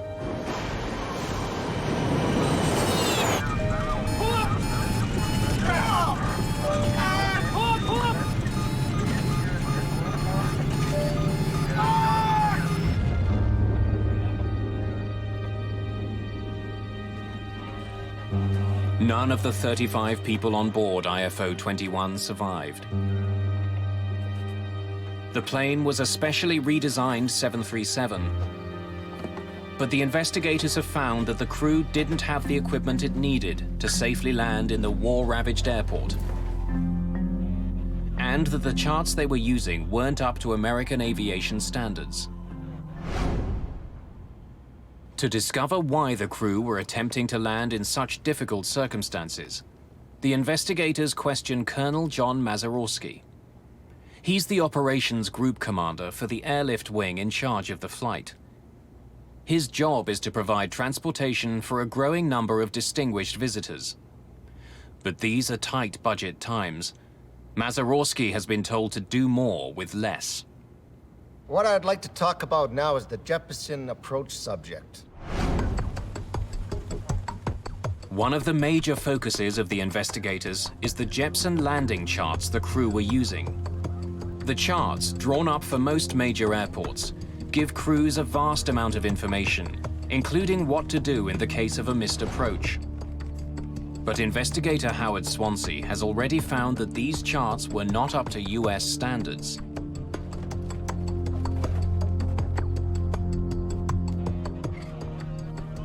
The Air Force had a directive that required all procedures in foreign countries to have gone through a US or their evaluation process prior to an Air Force crew being able to fly that approach. Landing at the Dubrovnik airport had not been approved. The Jeppesen landing charts that did exist for the airport had not been reviewed. It's the reason that Howard Swansea found a difference between what the charts said and what was considered safe by the Defense Department.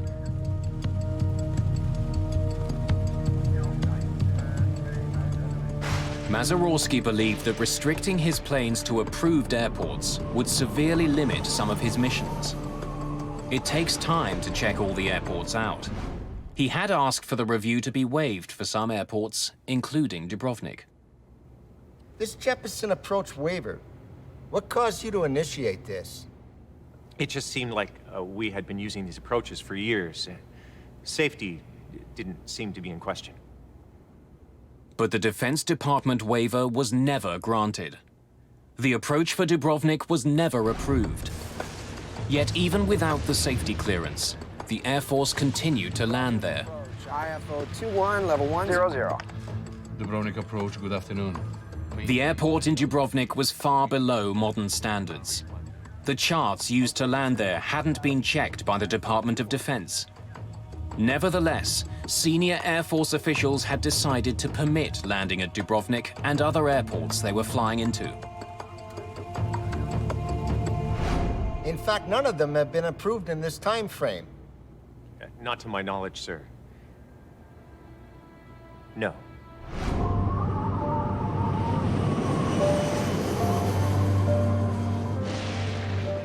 In the end, a fatal combination of factors had come together to cause the crash of IFO 21.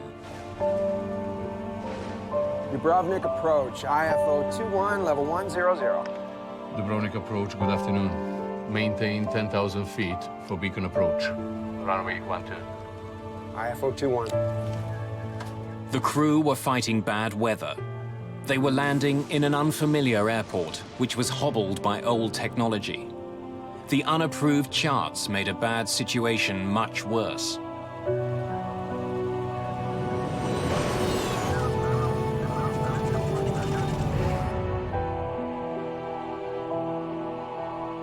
After an investigation involving nearly 150 interviews, the final report on the crash of IFO 21 exceeds 7,000 pages.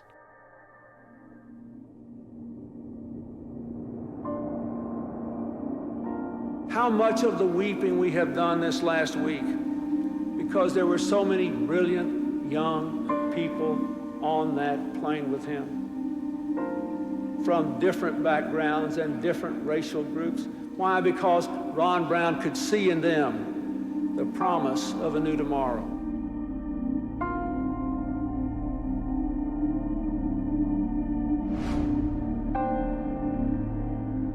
The results of the investigation fault several individuals and institutions. Dubrovnik Airport is singled out for an improperly designed instrument approach procedure. Today, automatic direction finders are no longer needed to land at Dubrovnik.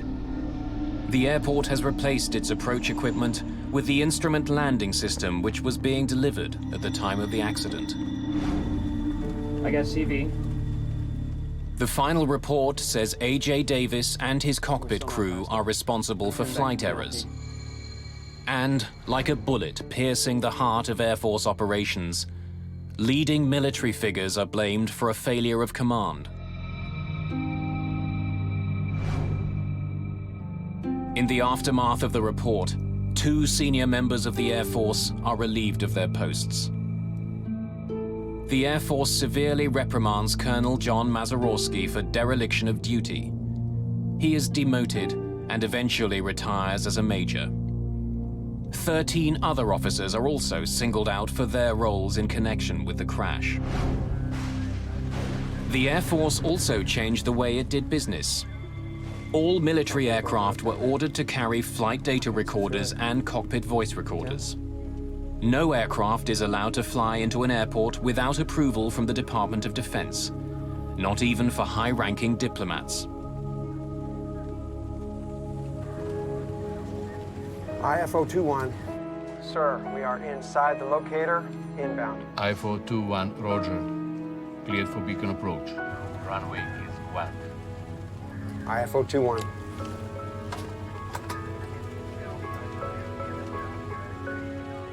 The Air Force Command was held accountable for the accident. But it's the pilots, the crew, and the passengers of IFO 21 who paid the ultimate price for oversights made by the 86th Airlift Command. In the dark of night, over the Red Sea, a pilot struggles to control his passenger jet.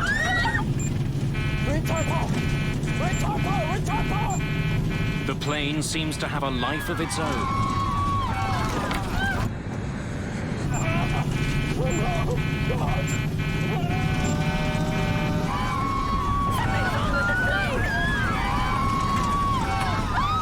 I heard a scream, a noise. After that, I didn't hear anything.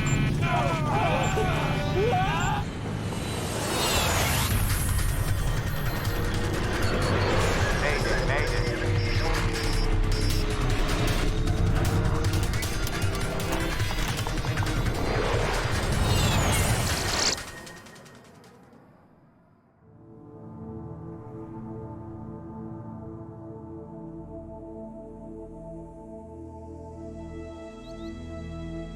The sands of Egypt hide thousands of years of history.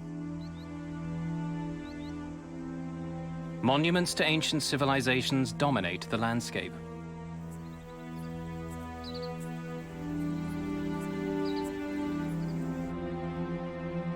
But for sun-loving Europeans, Egypt is also a resort destination, where the most important sand is on the beach.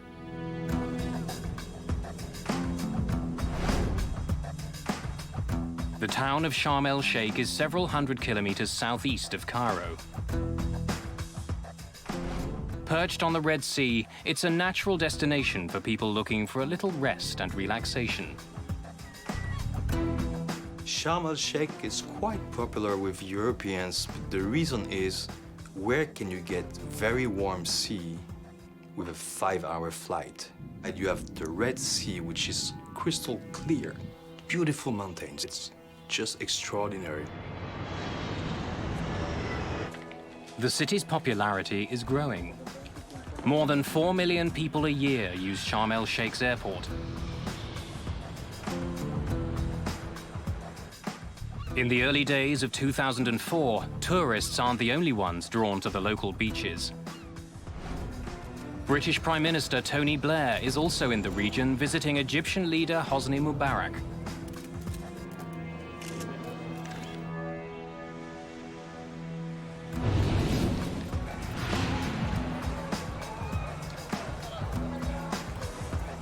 Just after 2 in the morning on January the 3rd, many vacationers are still out on the town.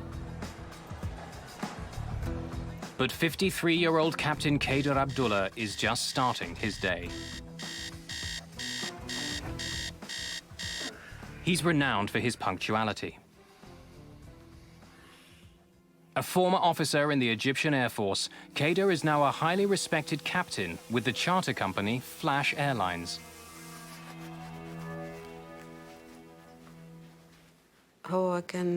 He always liked to pack his own suitcase.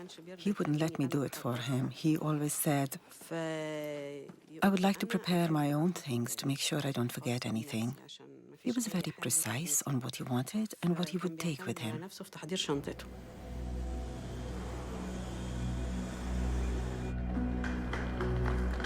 Captain Kader meets up with his 25-year-old first officer, Amr el-Shafi. Together, they'll fly out of Sharm el-Sheikh heading for Paris. Good morning. Good morning, sir. El-Shafi is young enough to be the captain's son. The early morning flight isn't for everyone. Pascal Mercier and his family are supposed to be on the Flash jet, but changed their plans. I was booked on the Flash Airlines Flight. When my agency told me that I had to wake up very early and then we had to change planes in Cairo, I said, this is really stupid. I mean, if my daughter was like 2 years old and the other ones were like 6 and 8. So really, I didn't feel comfortable about changing planes and so on. For other tourists, the cheap tickets that Flash offers are worth the trouble of getting up early. France Toulier was able to bring his entire family to Egypt. They need the break. My brother-in-law had just lost his father, so he brought his children, his mother, and his wife there just to have a good time. Not to see the sights or anything, just to have a good time. That's what Sharm el-Sheikh is known for.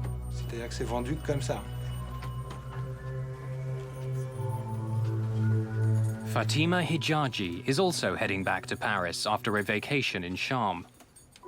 The mother of 5 is flying alone. Before takeoff, she calls her nephew in France.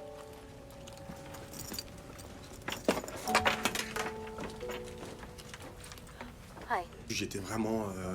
I was asleep when she called. I didn't really want to get into a conversation with her. She was someone who called you for everything. She needed to be reassured. So, even though she had the 5 or 6 hour flight ahead of her, she just wanted to make sure that I would be there to pick her up at the airport. In all, 148 passengers and crew settle into their seats aboard the jet. It's 5 a.m. In the cockpit, Ashraf Abdelhamid is the 3rd member of the crew. He's training as a first officer, although he's worked for years piloting corporate jets. Temperature 12, dew point 01. None of the crew members are happy with the poor quality of the weather information they're getting from the local air traffic controller. They didn't say sky clear, they said clouds and sky clear. How? The two are opposite. Ask him about ceiling. No ceiling and clouds and sky clear. Maybe it's scattered. Maybe he means scatter. Good morning. The captain is also frustrated that one of his instruments isn't working. Although the engineer agrees there's a problem, it's not serious enough to fix.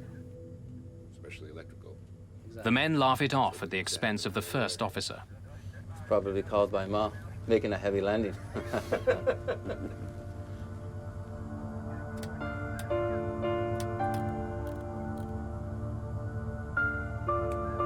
Good morning, ladies and gentlemen. On behalf of Captain Kader and his entire crew, we welcome you on board Flash Airlines Boeing 737-300.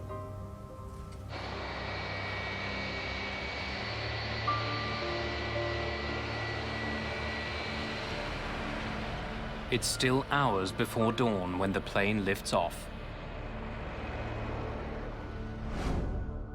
The Flash Airlines flight will head out over the Red Sea before turning towards Cairo.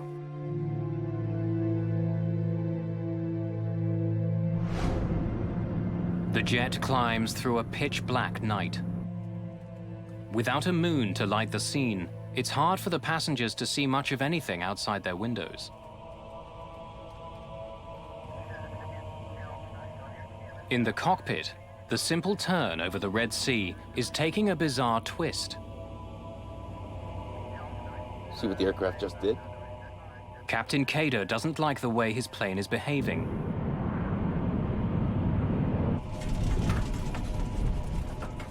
Turning right, sir.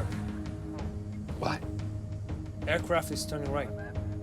Turning right? How turning right? The plane is supposed to be turning left on its way to Cairo. Instead, it's turning in the opposite direction.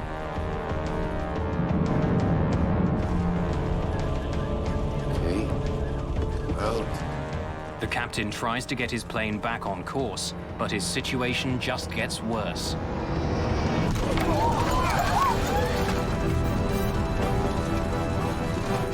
Overbank.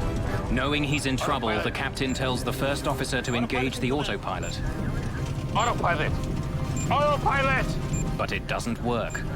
No autopilot, Commander!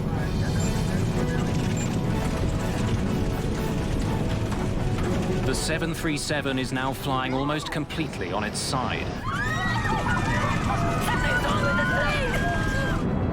The plane gains speed as it spirals towards the Red Sea. Just minutes after takeoff, the plane is out of control. Diving towards the water, it's traveling at more than 700 kilometers an hour. Everyone on board is running out of time.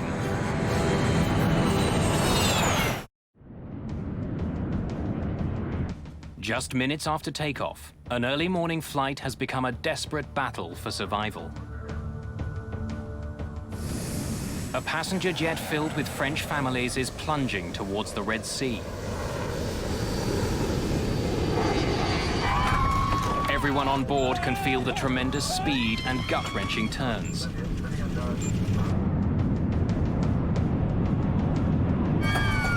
The enormous G-forces are making it difficult for Captain Kader Abdullah to fly the plane. Ashraf Abdel Hamid, the third member of the flight crew, tells the captain to slow the plane down. Retard power! Retard power! Retard power! The plane is traveling so fast it's threatening to tear itself apart. After flying almost upside down, the crew is finally beginning to bring their plane under control.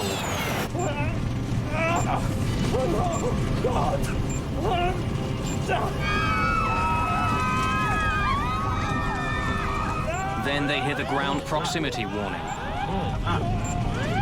They're getting dangerously close to the Red Sea.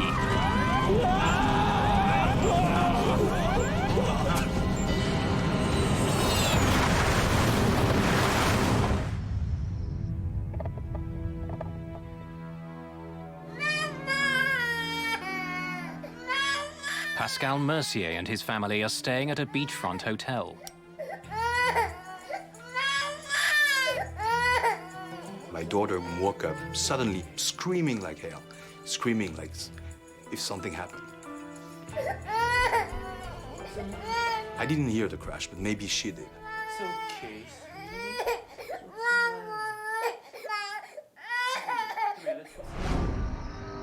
It's just before 5 in the morning, minutes after the plane took off from the airport. It's disappeared from local radar screens.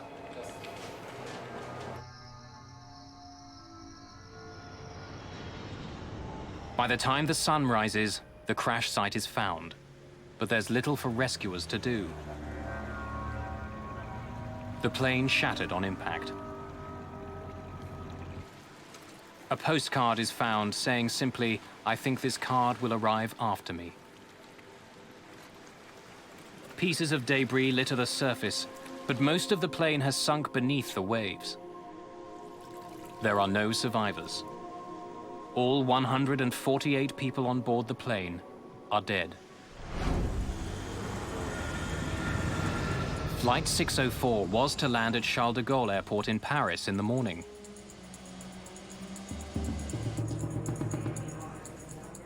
As family and friends wait, officials list the plane as delayed and then slowly break the news of the accident. They ask me, "Are you waiting for someone from Sharm el-Sheikh?" You say, "Yes." Then they say, "Could you come with us? We are going to take you to a hotel. At the hotel, we'll explain it all to you."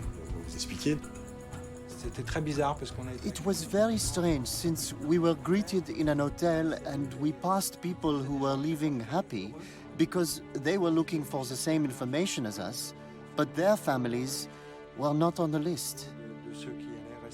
They came with a paper in hand. "Here, yes, Madame Hijaji, Fatima. We apologize that you have to learn it this way, but she's dead." Later, on his voicemail, Mohammed Hijaji hears Fatima's message sent during the flight. I heard a scream, a noise. After that, I didn't hear anything. Captain Kader's wife hears about the crash from her son. My son called me from abroad and told me that he had heard there was an accident in Flash Airlines.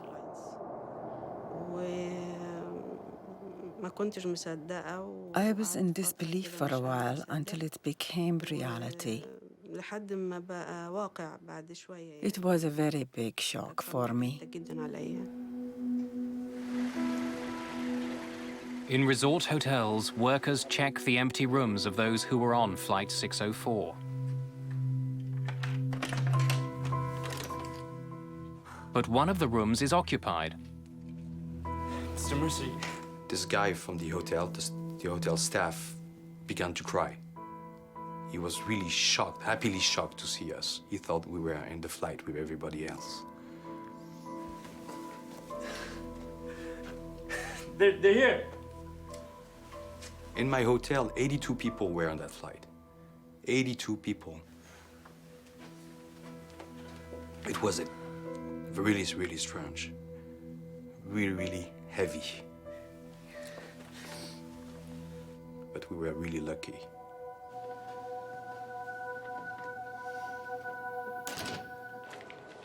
There had been no Mayday call from the plane, no warning to air traffic control that something was wrong. With the plane crashing just minutes after it left the airport, there are immediate concerns that a bomb had brought the jet down. The plane had just taken off, and it looked very strange why this accident happened so quickly after takeoff. When investigators examined the plane's flight path, they discover it would have gone directly over the town where Egyptian leader Hosni Mubarak kept a vacation home. It's also close to the house where British Prime Minister Tony Blair and his family were staying. Blair and his family were supposed to leave from the same airport that day. Security around the Prime Minister is immediately heightened.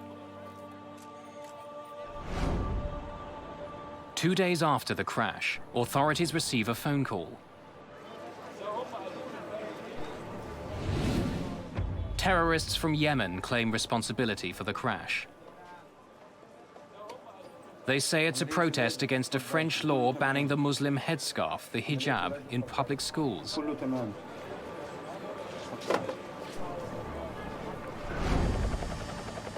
But in spite of the phone call and the rumors swirling around Egypt, investigators quickly rule out terrorism. If you have a wreckage distributed on a very large area, that means the plane was disintegrating in the air, and due to an explosion, it would be disintegrating on a wide area. In this case, there was very, very few pieces, and all located in a very small area. So this indicated that the plane was intact and went into the water intact. If it wasn't terrorism, what had ripped the plane from the sky so quickly?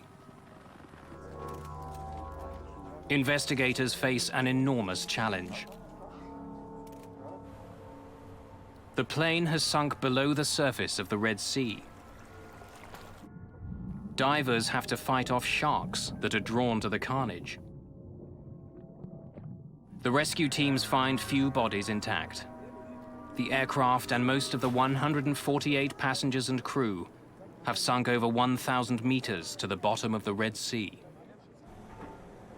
The first task of investigators is to find the aircraft's flight data and cockpit voice recorders, the black boxes. If they survived the crash, they will now be on the seabed.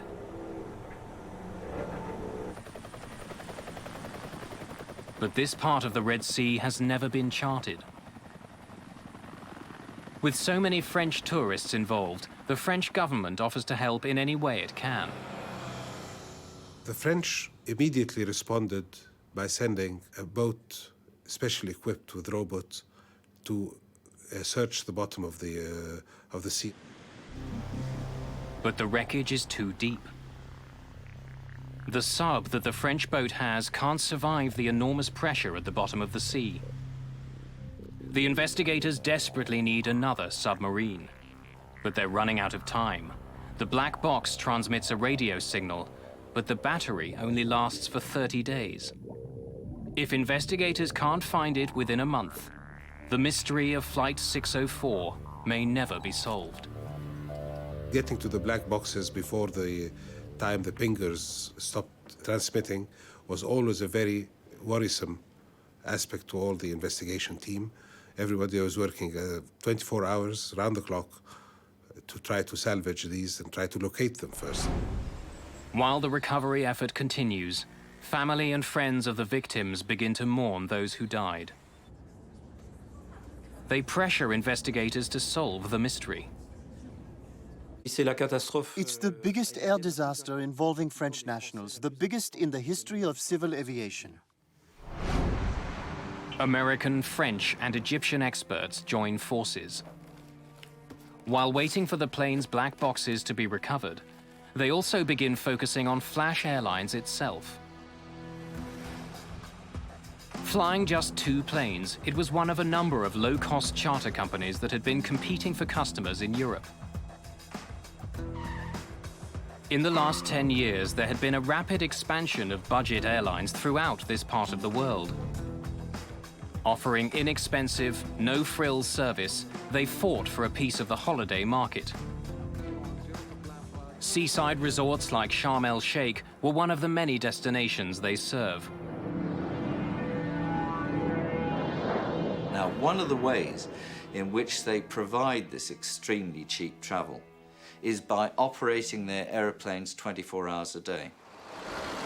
Operating on such tight schedules means the planes are flown constantly.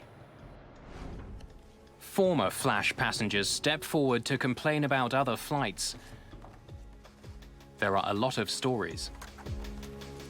I was flying home after a vacation.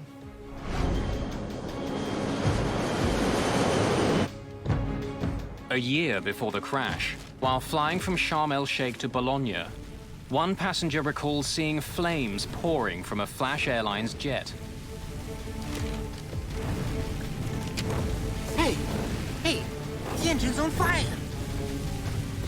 Look! Please! The flaming aircraft is forced to make an emergency landing.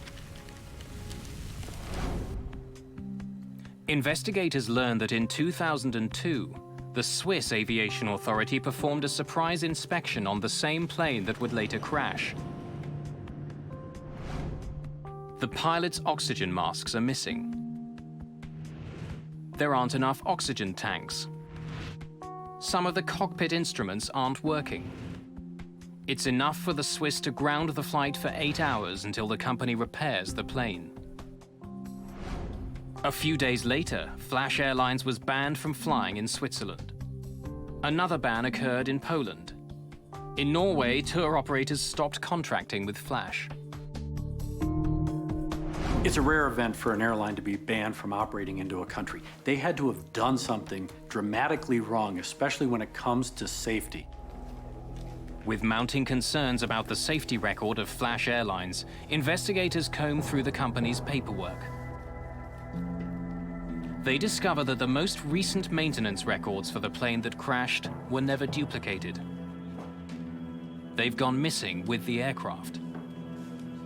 The lack of having copies of the technical log and all of them being on board, of course, this is a violation. And civil aviation here issued very clear instructions that this should not happen. The French authorities agree that there are serious questions about Flash. They now ban the company from flying in France. While there are concerns about the state of the company's planes, there are no such issues when it comes to the crew of Flight 604.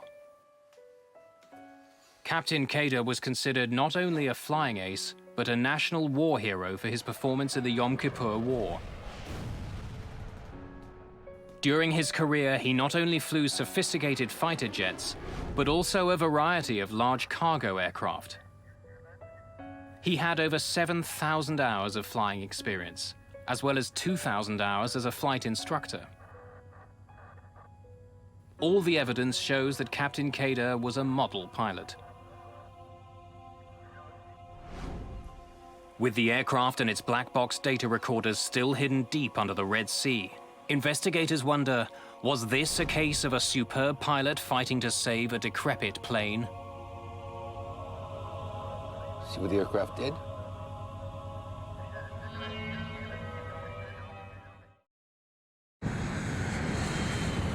On a moonless January night, a Flash Airlines 737 spiraled wildly into the Red Sea. All 148 people on board were killed. Investigators trying to find out why the plane went down have uncovered a history of safety problems with the airline. But trying to prove that there was anything wrong with the plane that crashed is difficult. Much of the wreckage has sunk deep beneath the waves. Investigators have been unable to find the flight's black boxes. Whenever an airplane crashes into the water, there's always a fear by investigators that the cockpit voice recorder and the flight data recorder may not be recovered. Those two boxes in and of themselves give the investigator a very good picture, and without them could make the investigation process very, very difficult.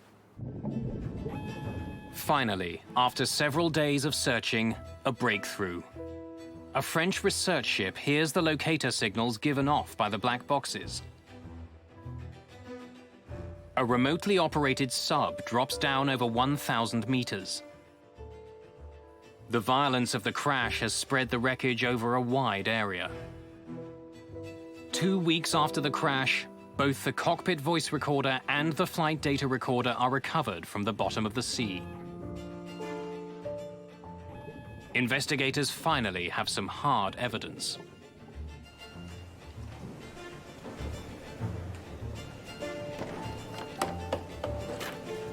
The Egyptian, French, and American team examines the critical devices in Cairo. After the 2 black boxes are found, the salvage effort wraps up. Other than a select number of small pieces, the rest of the plane is too deep to recover. The cost to continue would be too great. Without the wreckage itself, investigators concentrate on what they do have. They hope the black boxes will recreate the final minutes of the doomed plane.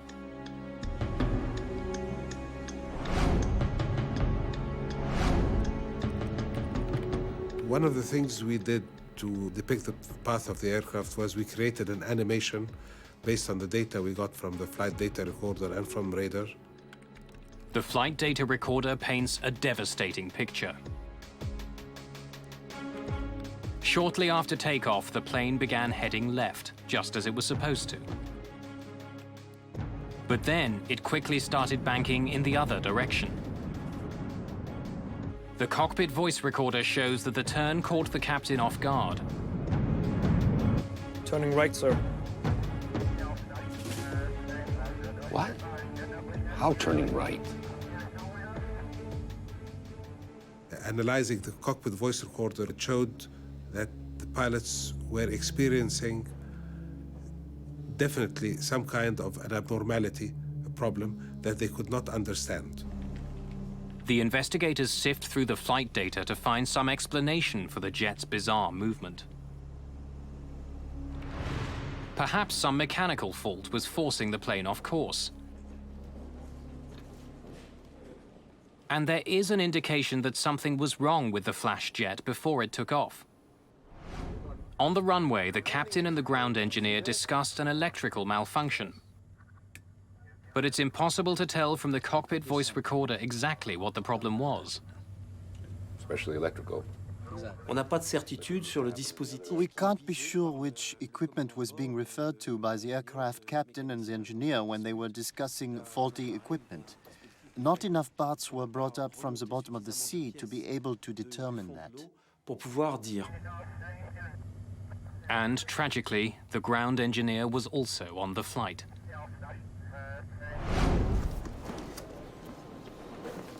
We believe from the data we are looking at in the flight data recorder that there is a very high possibility that the plane was tending to turn to the right by itself. But what exactly had gone wrong?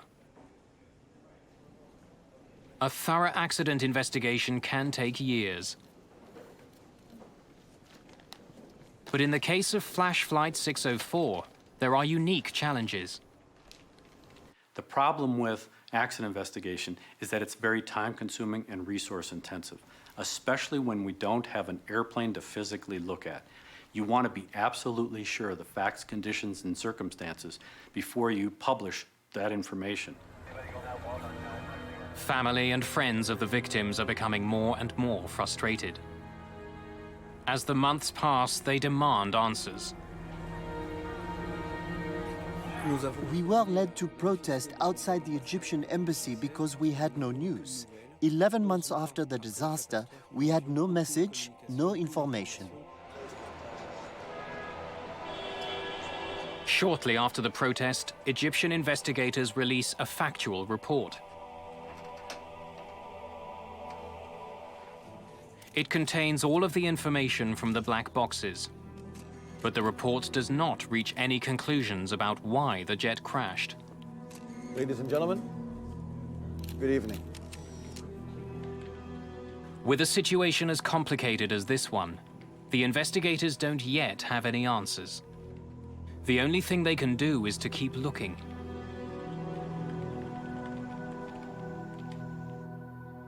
Investigators discuss several possible scenarios that could have been responsible for the plane's erratic course. You look into every hypothetical scenario that would create a similar profile. And then you see if this profile fit the data that you have put together. 50 different theories are examined in minute detail. In the process of looking into all the possible hypothetical scenarios, we proceeded by eliminating those that did not fit the data. Investigators travel to the United States to test the most likely ideas in a sophisticated simulator.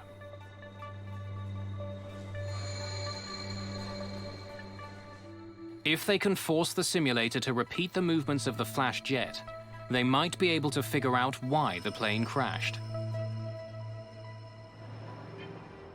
The results are brought back to Cairo. There are only 4 mechanical faults that could have produced the flight path of the doomed jet.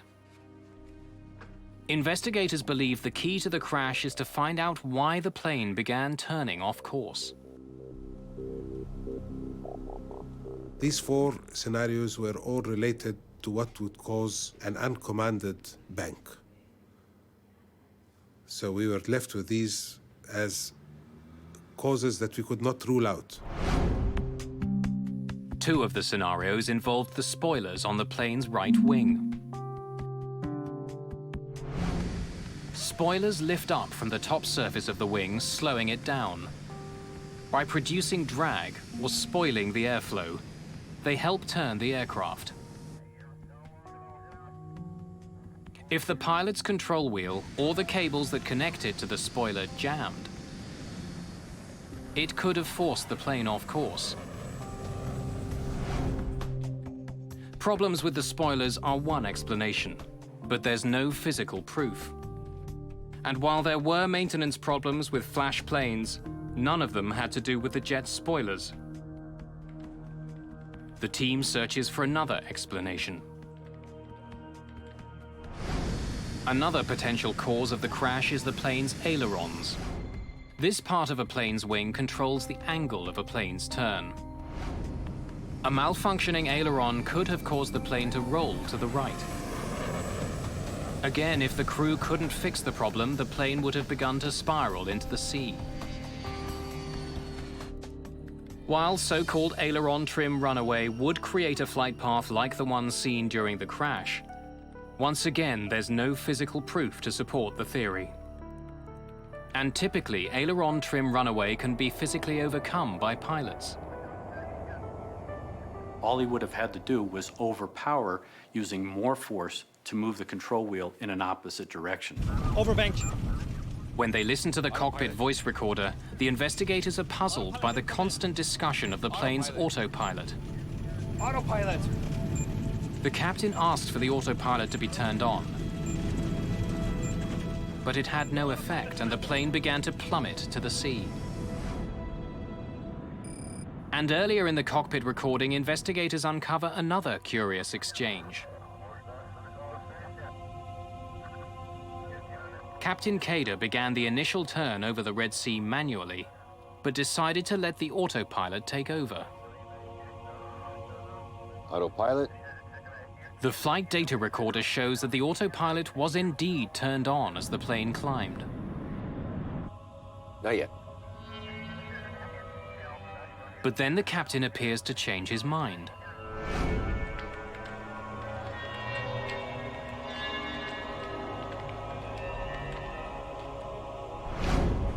The plane's flight data recorder shows that the autopilot was only activated for 3 seconds. But investigators wonder if the autopilot had malfunctioned and stayed in command of the jet. The automated system could have continued to control the plane, flying it to the right even after the pilots thought it had been disengaged. The malfunction of the autopilot, of course, took a lot of work from us because it was nearly impossible to show that it did not happen and quite impossible to show that it did happen. So, but it was always a very prominent possibility because it would give a very, very close scenario to what was happening. Perhaps most puzzling of all, though, is that no matter what happened to the plane, it appeared to be under control just before it crashed. Moments before impact, the captain was seemingly back in command of his airplane. If there had been some crippling mechanical problem, why did it seem to disappear?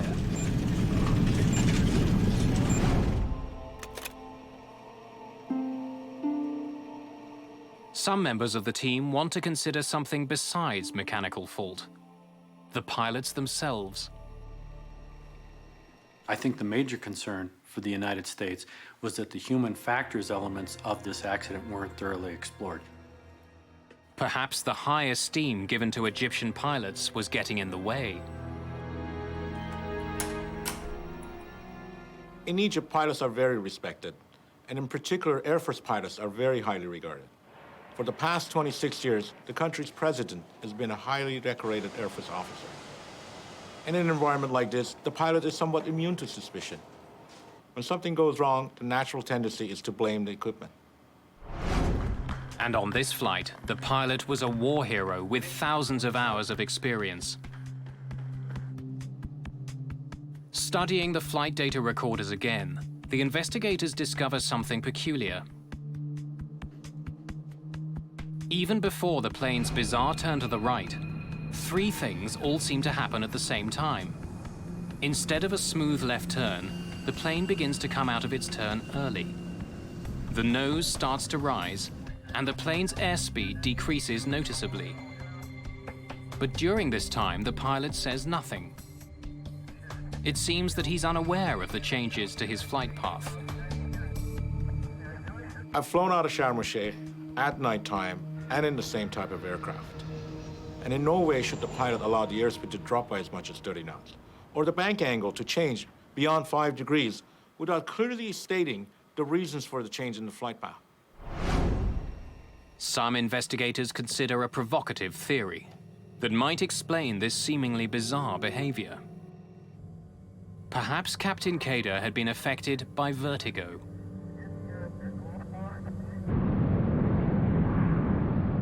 Vertigo is a physiological condition that would exist with any person, not just pilots, and it's based on the inner ear. Over a dark ocean, without a defined visual horizon, no ground lights, the pilot may not be able to perceive visually whether he was flying up, down, left, or right. And if the fluid in his inner ear was moving or he tilted his head, that may induce a sensation, a physiological sensation, that may cause the pilot to believe the airplane is flying straight and level when it's actually turning. The plane's flight path is ideal for creating a sense of vertigo. The Flash airline jet took off into a moonless night. Captain Kader was flying manually and began to turn as he was climbing. Heading out over dark water, it would be very difficult using just his senses for Captain Kader to know exactly where he was. Roger, when ready, inshallah. Left turn to establish 306, Sharm VOR.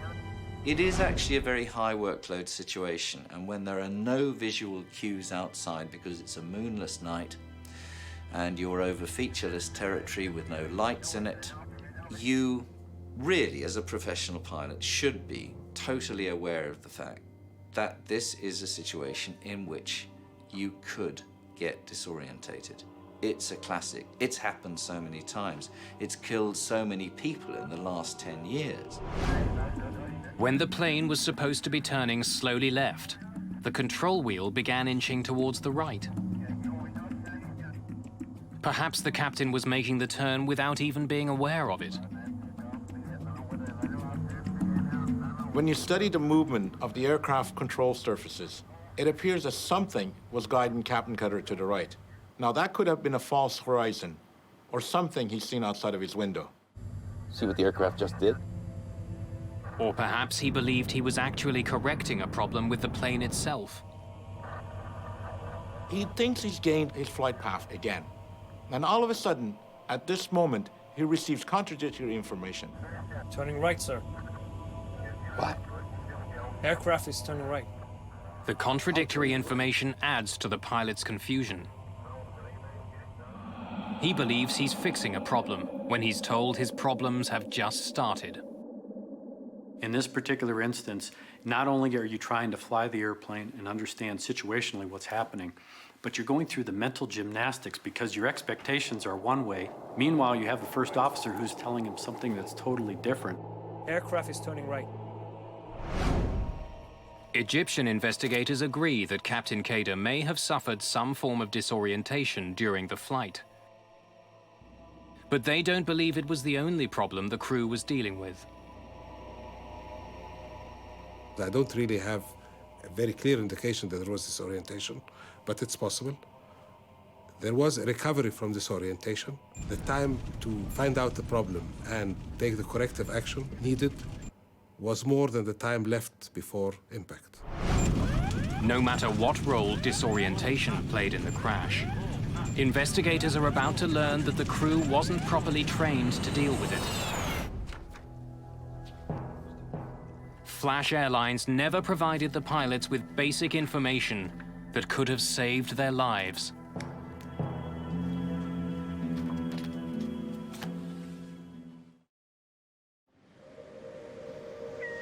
It's been 2 years since an Egyptian charter plane smashed into the Red Sea. 148 people were killed. Investigators trying to figure out why Flash Airlines Flight 604 crashed face immense challenges. Most of the wreck is still deep underwater. By carefully examining the plane's black boxes, the investigators believe that disorientation may have played a role in the accident.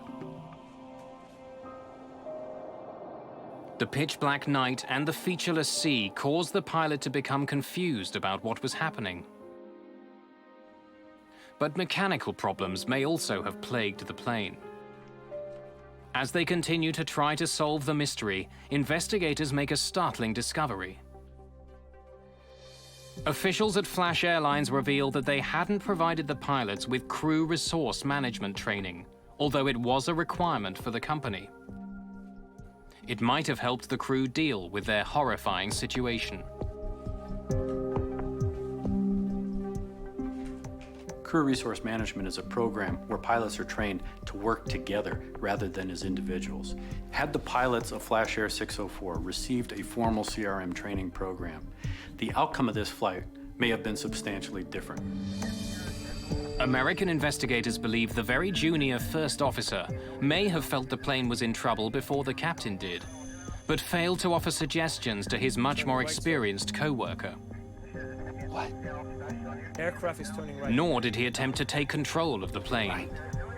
Formal CRM training would have empowered the first officer who had the best situational awareness and the most information about the position of the airplane to take command of the airplane when he saw that the captain wasn't taking the appropriate corrective action.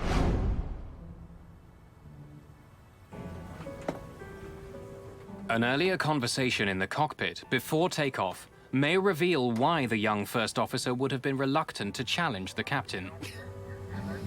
Yesterday, we were coming in at dusk and the sun was 2-2. But I felt I could hardly see the runway. And he's already saying, in sight. What in sight? Age, sir. It may not have meant to be insulting, but it may have reinforced the first officer's feeling that he was the student and the captain was the teacher. I am unable to raise my eyes, and he says, in sight. Where in sight? It is going to serve as negative feedback. The young first officer is bound to hesitate. He doesn't want to be wrong again. He doesn't want to lose the respect of an Air Force general. In a crew, an effort must be made to bring together people who are able to co-pilot, not a crew in which one person pilots and the other person looks on without saying a word. But the captain and the co-pilot weren't alone in the cockpit. A third crew member with more experience than the first officer was also there. Maybe it's scattered. He too never said anything until the final seconds of the flight. Otherwise, how will we know when we clear the cloud? We hear him speak very clearly and very openly all during the time before the engine startup. He was in conversation with the first officer and with the captain. So this experienced person, being very quiet all through, we believe that if he saw any of the crew members doing something that he should not be doing, or not doing something that he should be doing, would have said something. Retard power! Retard power! The only word he said was, retard the throttles at the later stage of the event. Shows that that's the only thing he saw that should be done. Even if the co-pilot had taken control sooner, there's no way to know if he could have saved the jet. Whatever took place on Flight 604 happened quickly. And since the plane had just taken off, the crew had little time to react before they crashed into the sea.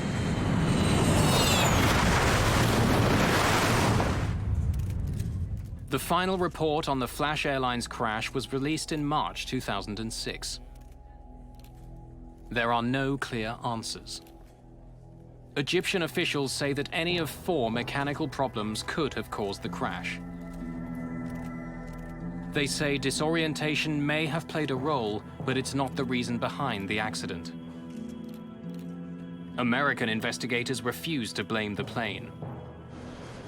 Instead, they say the problem lies with the airline, which didn't sufficiently train their crews. The pilots are responding based on skills, abilities, knowledge, and what they got out of training. If the training was deficient, that's a company responsibility. 2 months after the crash, Flash Airlines went out of business. And as a result of the Flash 604 tragedy, new rules came into place to ensure that in the future, aircraft safety violations will be judged more harshly.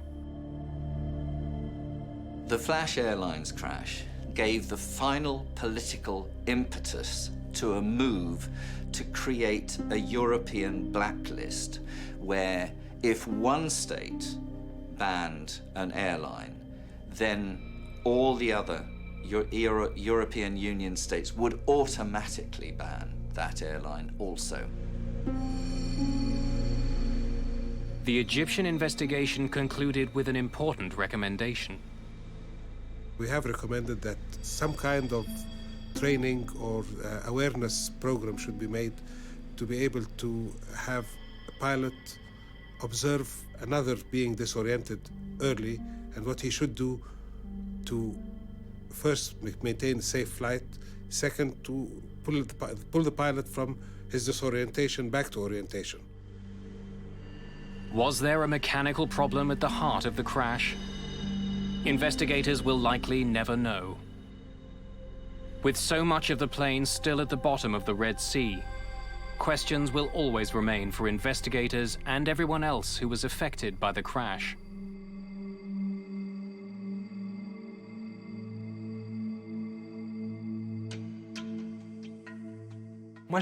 I lost my nephews and my niece. They were just kids. What future would they have had? How can you put a price on that? What a waste.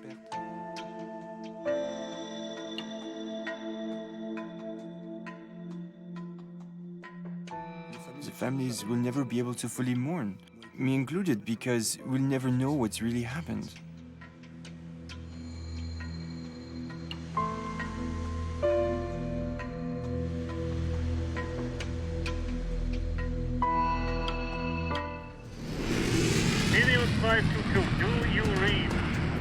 High above Athens, fighter jets track a 737 as it circles the city. 522, do you read? Over. There's no answer from the passenger plane, but there is someone at the controls. More than 100 people are on board. Everybody's mind was going to a hijack or terrorist. There is one person moving in the cockpit. Repeat, there is. What happened to the crew and passengers? 522, do you read? Over. And who is flying the plane? Helios 522, do you read? Over.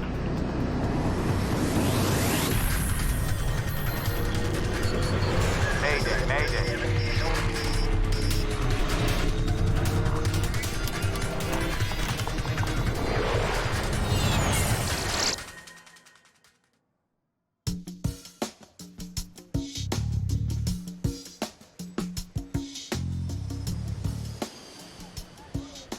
Early morning, August the 14th, 2005. The cabin crew of Helios Airways Flight 522 are preparing for their trip from the island of Cyprus to Athens, Greece. Sure is a beautiful day. Maybe I shouldn't have come in. Andreas Prodromou is 25. He isn't supposed to be working today, but he's taken the flight to spend some time with his girlfriend, who also works for Helios. It's the sort of day I'd like to be out flying. You will, Andreas. Prodromou is a flight attendant now, but he has bigger plans. One day, he wants to fly for Helios.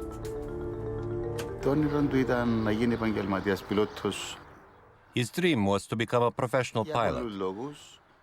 Personally, I wanted him to stay in the family business. We often talked about this. We've got company. Stay warm at the back. I will.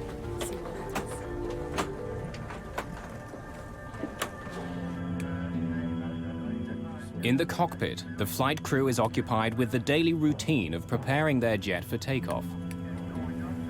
It's bright today. Captain Hans Merten is an East German, a contract pilot hired by Helios for the busy holiday season. Are you almost through? Pardon? Are you almost done? Nearly. Body over. His co-pilot is from Cyprus. Pambos Charalambous has been working exclusively for Helios for the last 5 years. Before beginning any flight, crews are required to perform dozens of checks on various pieces of onboard equipment. It's a routine but necessary procedure. Doors closed. Sorry, could you store trays? Pull your seat back. Helios is a charter airline with low-cost fares to Greece. It's a summer weekend and the plane is filled with families. In all, there are 115 passengers on the morning flight. If you need any more help, let me know. We're just about to take off. They are low fare, no frills. They don't even serve you refreshments during small sorts of flights. But they offer another possibility for the budget-minded traveler. Paros Dimitriou and Maria Rikou are traveling to the Greek island of Patros. They've just got engaged. They booked this holiday a month or more than a month ago. It was like a honeymoon for them. Flight attendants, please take your seats. Prepare to take off.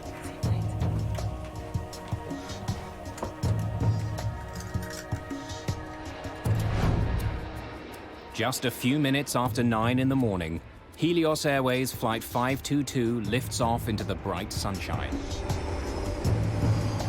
Nicosia Area Control, this is Helios 522.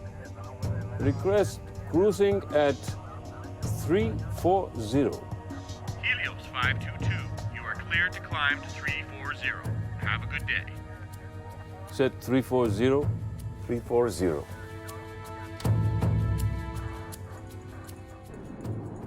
Minutes into the flight, the plane is still climbing towards its cruising altitude. Suddenly, an alarm blares in the cockpit. What is it? Takeoff config warning? The flight crew is confused. The takeoff configuration alarm normally only sounds on the ground. It tells pilots their jet isn't ready for takeoff. The crew doesn't know why it's sounding now. Uncertain what the problem is, the captain radios the Helios Operations Center at Larnaca Airport back in Cyprus. operations. This is Flight 522, over. Flight 522, what can I do for you? We have a takeoff config warning on. Pardon? Our takeoff config warning is on. I'm sure it's nothing. I'll let you know when we level off. With the first alarm still beeping in the cockpit, things become even more confusing. Their master caution alarm goes off. It could indicate that some systems on board are overheating. We now have a master caution. I'll get you an engineer. 522, just a minute.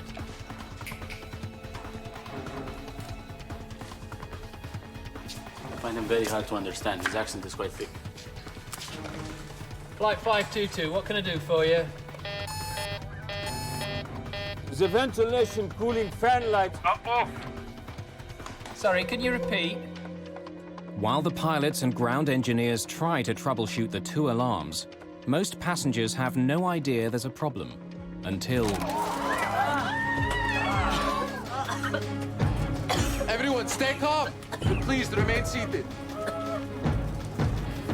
Everyone, please put the oxygen masks on completely over your mouth and nose. The protocol was immediately to secure yourself, grab an oxygen mask, stay in your seat. If you can help passengers without getting up, you could help them, and you should help them, but you would not risk the safety of any cabin crew member to go and help a passenger which is 5 or 6 rows further up.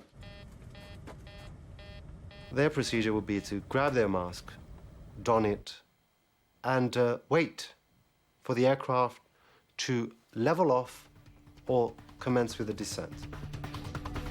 No one in the cabin knows what the problem is. They're waiting for information from the cockpit. The pilots are unaware that the oxygen masks in the cabin have dropped, and they still don't know why their takeoff configuration warning is on, or why their systems are overheating. Both of my equipment cooling lights are off. This is normal. Can you please confirm your problem? But the engineer on the ground is struggling to get a clear picture of what's happening in the air. They are not switched off. Can you confirm that the pressurization panel is set to auto? Where are my equipment cooling circuit breakers? Behind the captain's seat. Can you see them? What's going on? There's something wrong with the electrics on 522. I had something to pick up from operations, so I was there. I figured, oh, not again, one of our problems. So I left. Oh, good luck. The problem doesn't seem serious, but as the plane continues to climb, passengers still haven't received any information from the cockpit. Helios 522, can you see the circuit breakers? And now the engineer on the ground loses contact with the aircraft. Helios 522, can you hear me? It's less than 30 minutes after takeoff, and Flight 522 is still on course. The plane is high above the Mediterranean Sea and headed straight towards Athens.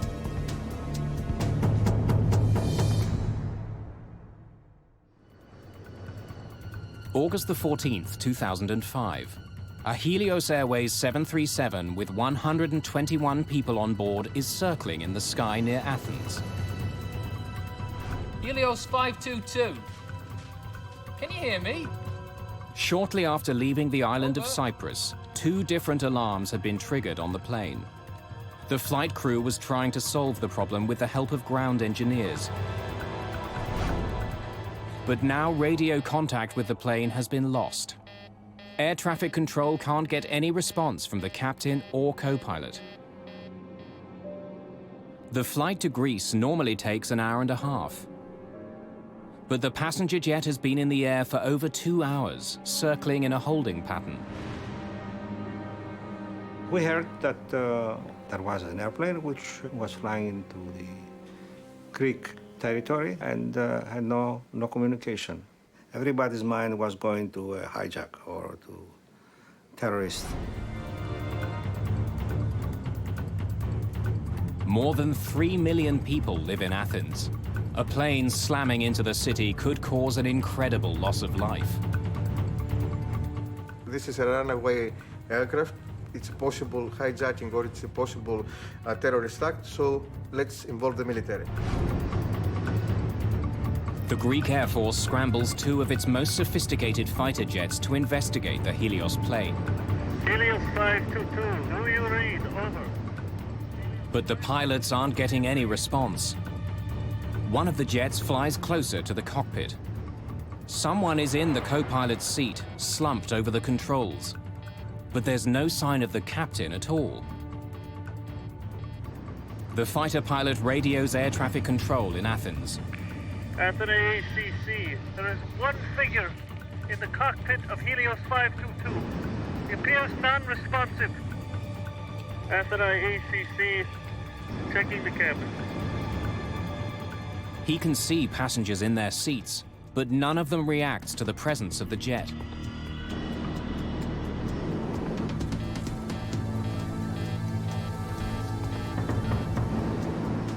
Then the pilot sees someone moving in the cockpit. Athens control, there is one person moving in the cockpit of Helios 522. Repeat, there is one person inside the cockpit. Helios 522, do you read? Over.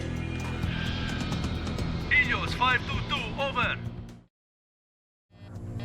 Flight HCY 522, this is Athens radar control. The F-16s continue shadowing the jet, but there's no response at all from the cockpit.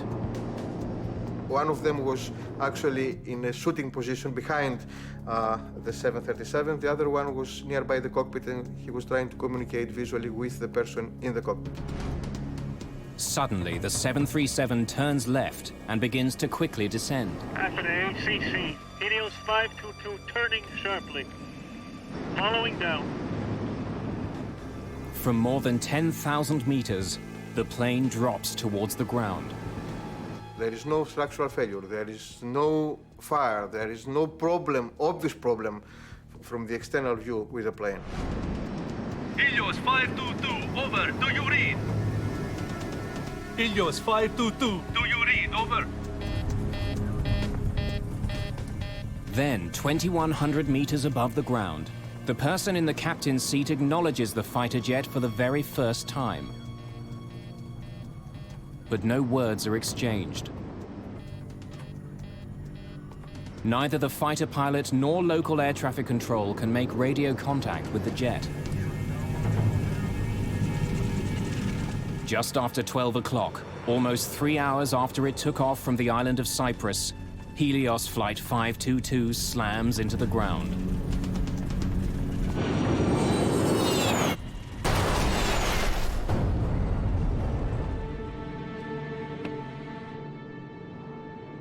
Athens ACC, Helios 522 is down.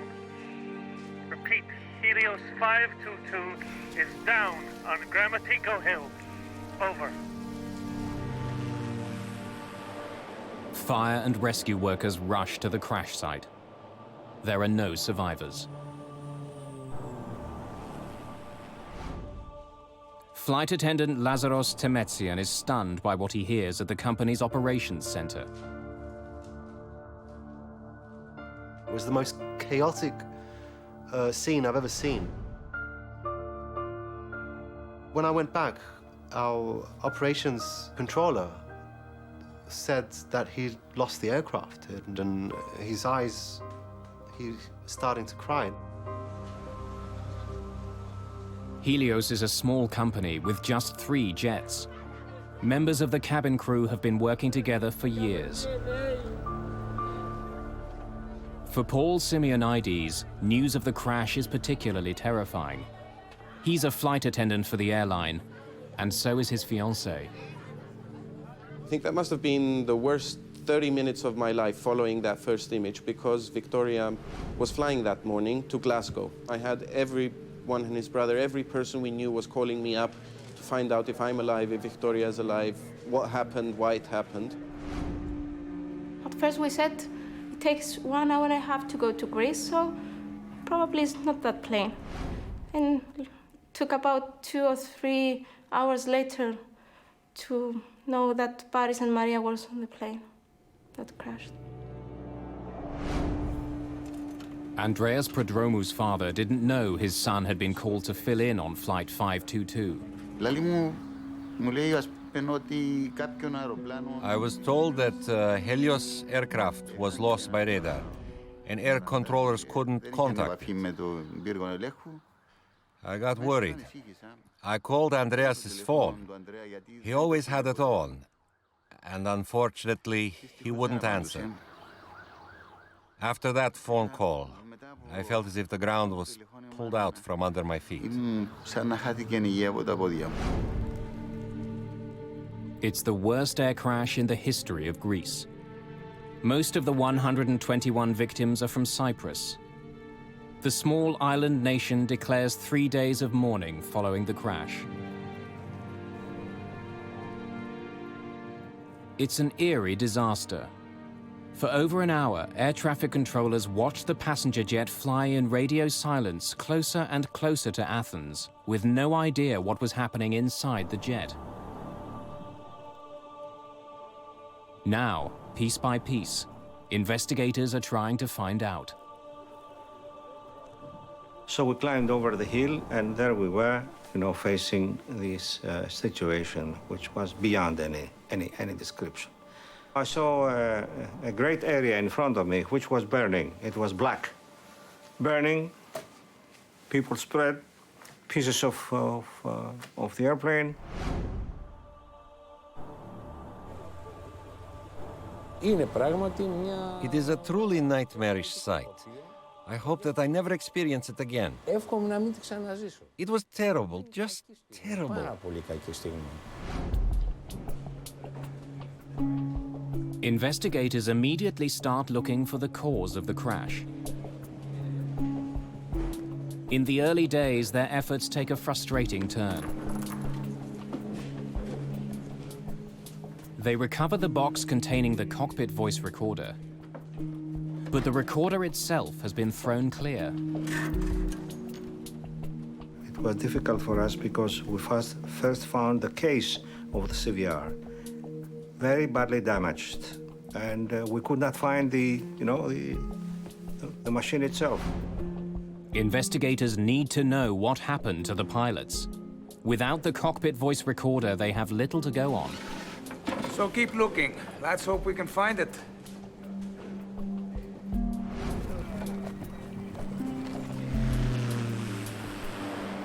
Bodies recovered from the wreckage are brought to the offices of Athens' chief coroner.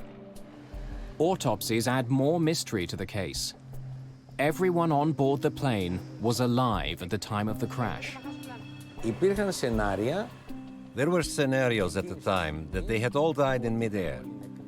But the truth, they did not die from inhaling a toxic substance in the airplane or from an explosion.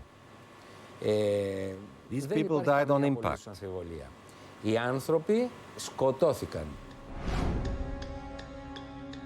But if the passengers were alive the entire flight, why didn't the pilot of the fighter jet see any activity inside the cabin?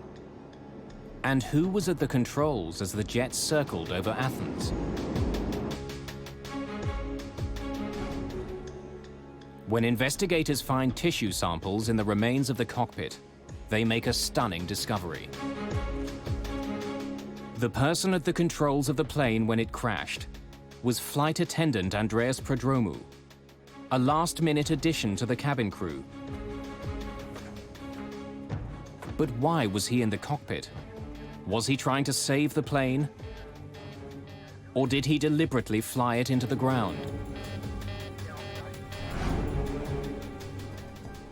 Several days after finding the outer case of the cockpit voice recorder, investigators find the recording itself.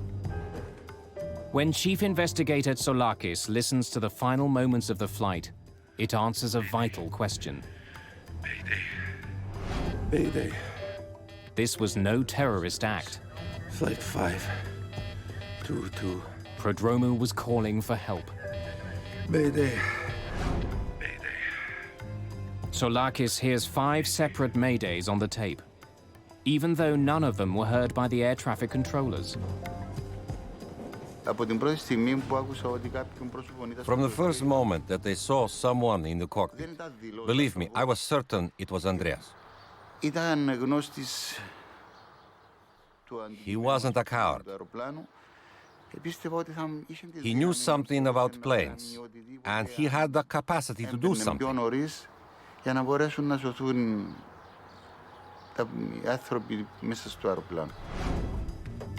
In fact, Prodromou had his commercial pilot's license. It was the first step towards his goal of becoming a captain for Helios. It's the sort of day I'd like to be out flying. Oh, you will, Andreas. But all of his training wouldn't have helped save the jet. When he was seen at the controls, Flight 522 had been in the air for almost 3 hours.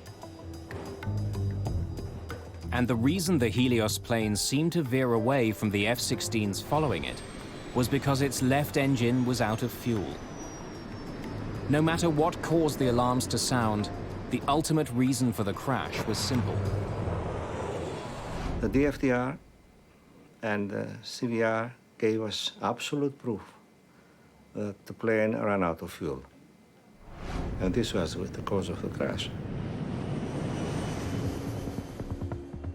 Scheduled as a 90-minute flight, the plane didn't have enough fuel to stay in the air for over 3 hours.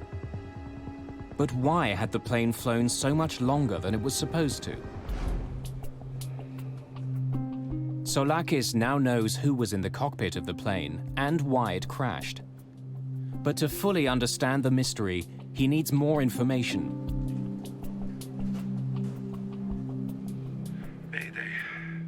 His investigators uncover a suspicious history of maintenance issues with the Helios jet, issues that could help explain what happened on Flight 522. Less than a year before the crash, the same aircraft had suffered a rapid decompression.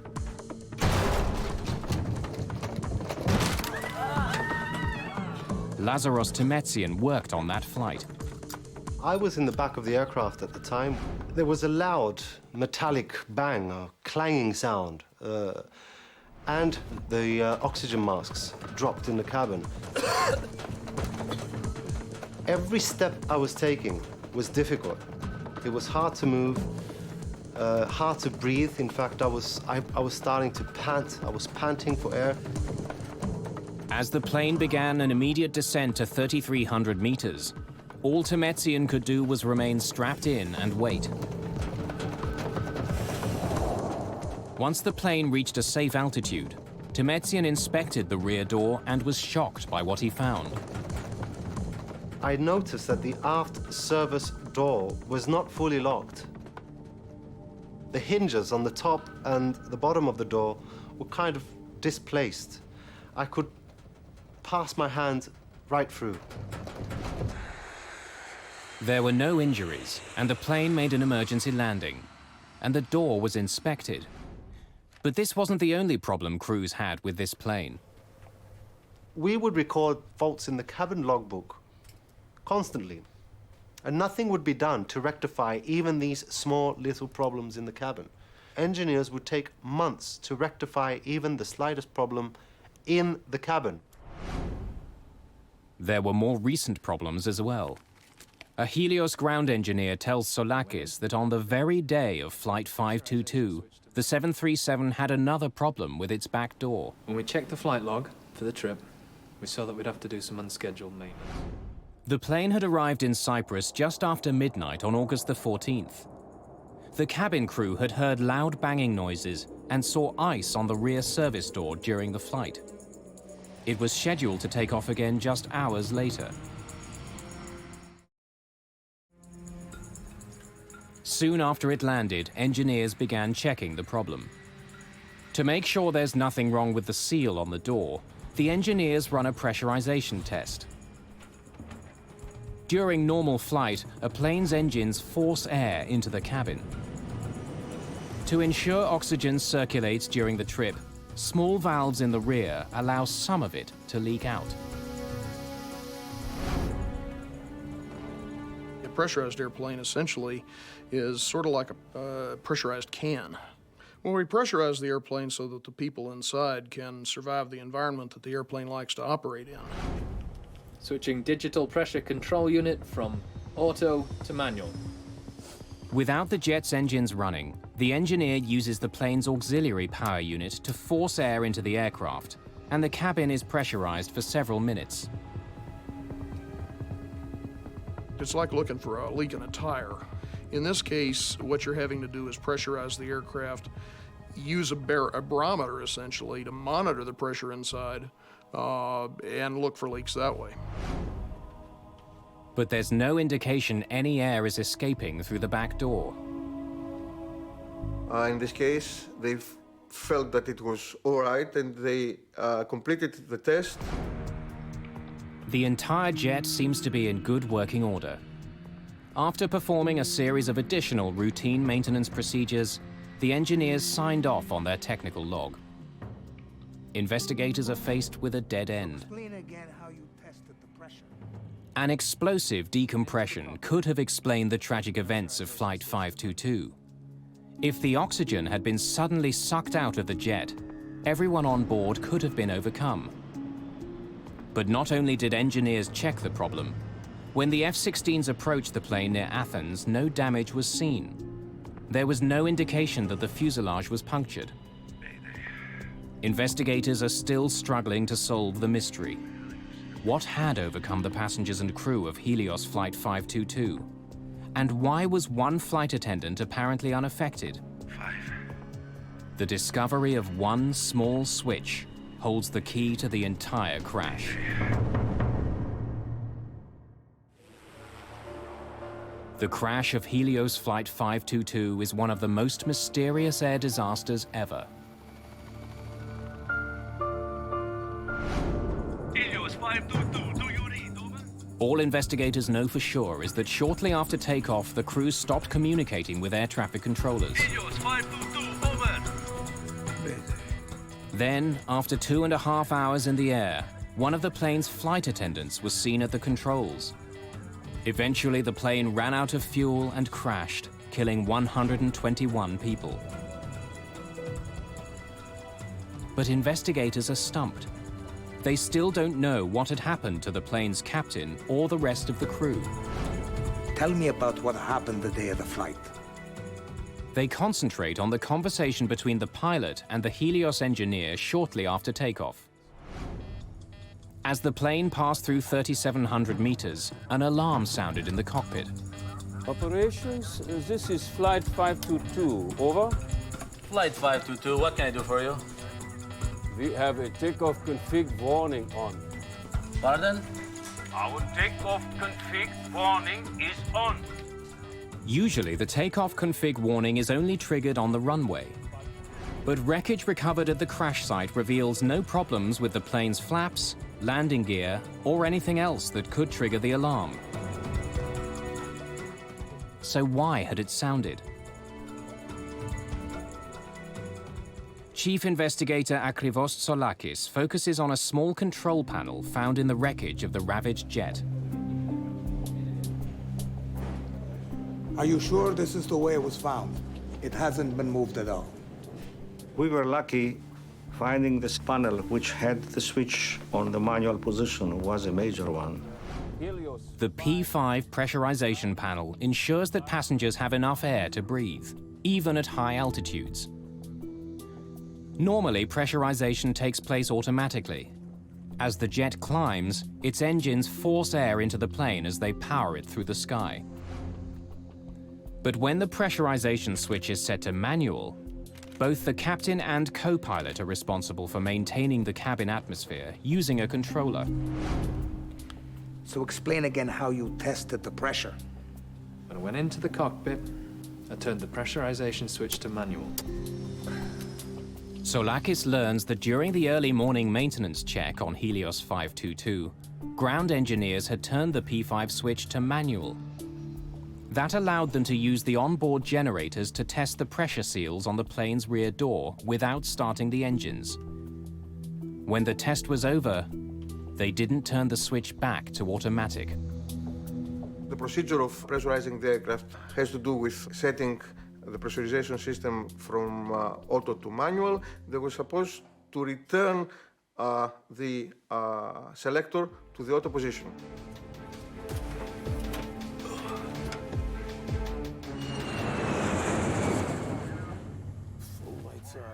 Several hours later, when the flight crew entered the cockpit, the pressurization switch was still set to manual. Lead air switches. It's bright today.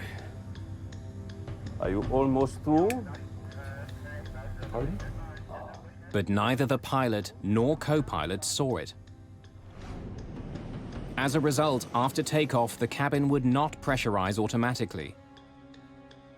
And the higher Flight 522 climbed, the thinner the atmosphere became. Not turning the switch back to automatic was a deadly hidden danger. Are you sure this is the way it was found? It hasn't been moved at all. Soulakis believes this panel could be the key to the disaster. Leaving one switch on manual could have led to all the other problems the plane faced. To prove he's right, he takes an unusual step. 4 months after the disaster, he takes an Olympic Airlines 737 on the same route flown by the Helios jet. If he's right about what caused the crash, this plane should react exactly like the doomed airliner did. Are we ready to go? When there is a complicated accident like this, I think a reenactment should be performed. Of course, it's expensive to have a jetliner flying for 3 or 4 hours, but it is worthy if you have to come with some results which benefit to the overall investigation. Make sure the P5 is set to manual.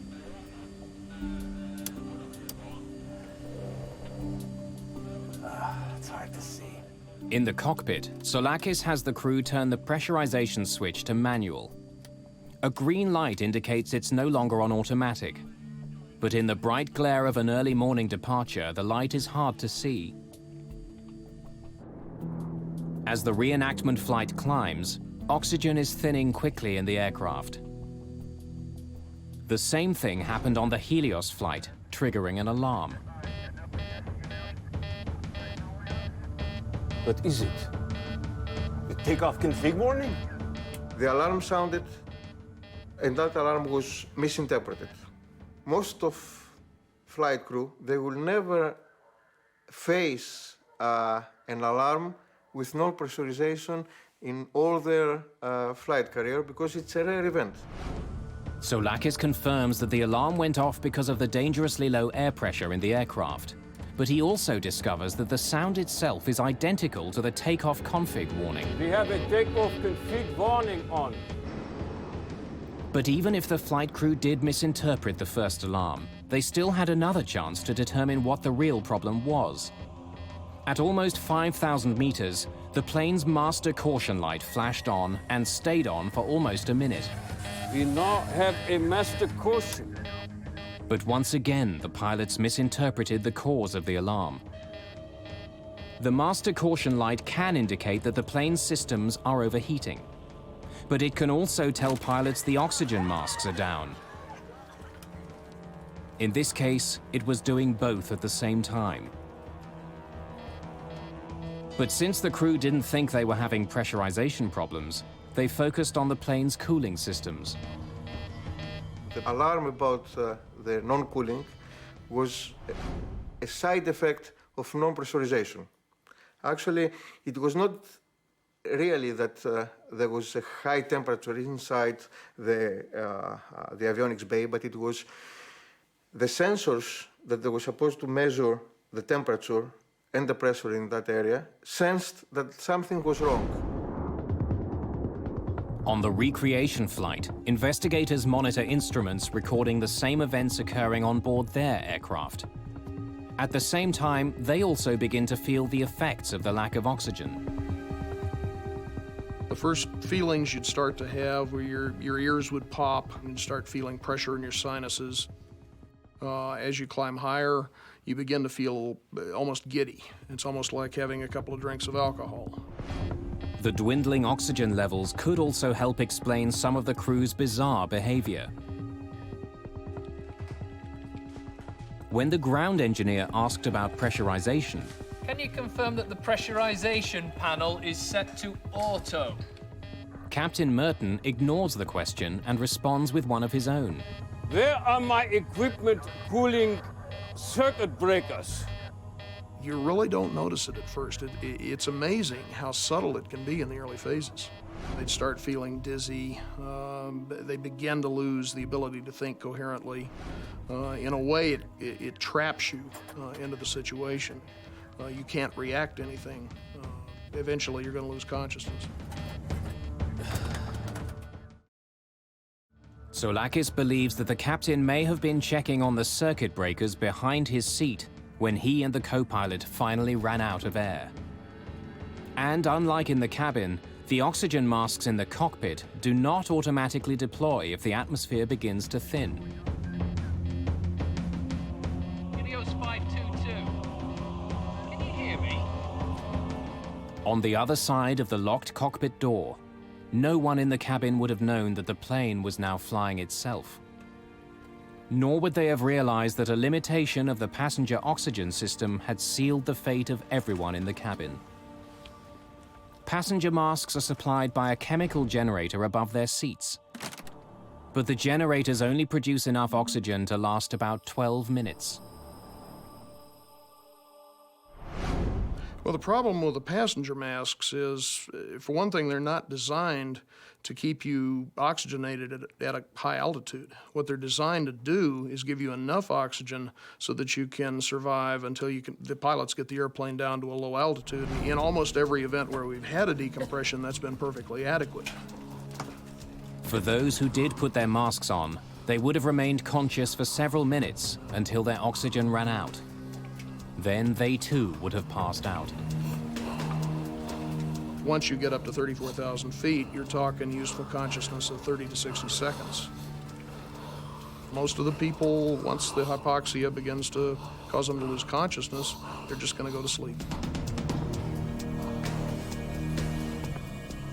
Without a flight crew, Helios 522 would have continued to Athens on autopilot. When the crew didn't take control, the autopilot would have put the jet in a holding pattern as it flew over the airport.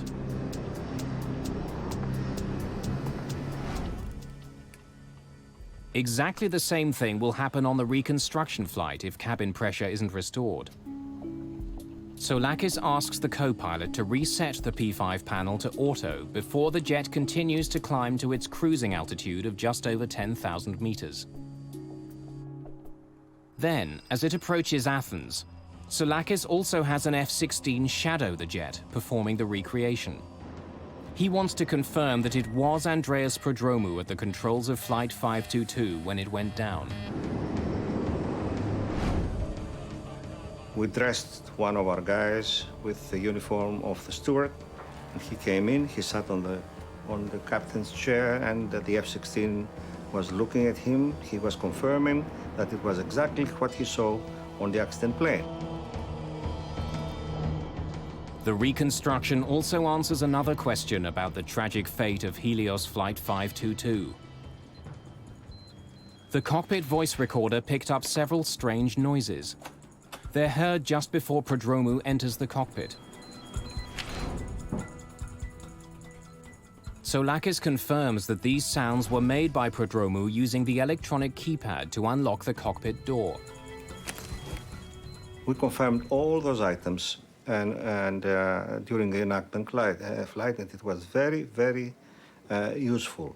It filled a lot of gaps we had. Okay, take it down. For Chief Investigator Soulakis, the reenactment flight has been convincing. There was no dramatic cabin failure. Instead, a series of small mistakes and misunderstandings had led to the worst air disaster in Greek history.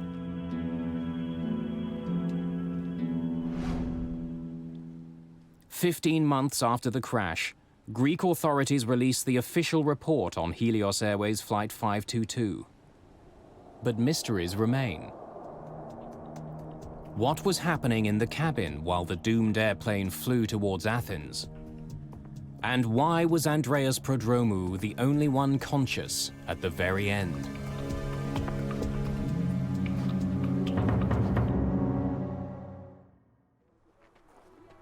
The crash of Helios Flight 522 was the worst disaster in the history of Greek aviation. Like many crashes, it was a fatal combination of mechanical problems and human error. The final accident report details a tragic series of oversights and false assumptions made by the flight crew.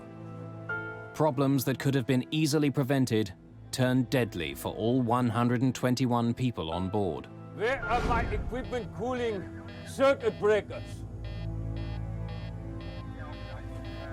Behind the captain's seat.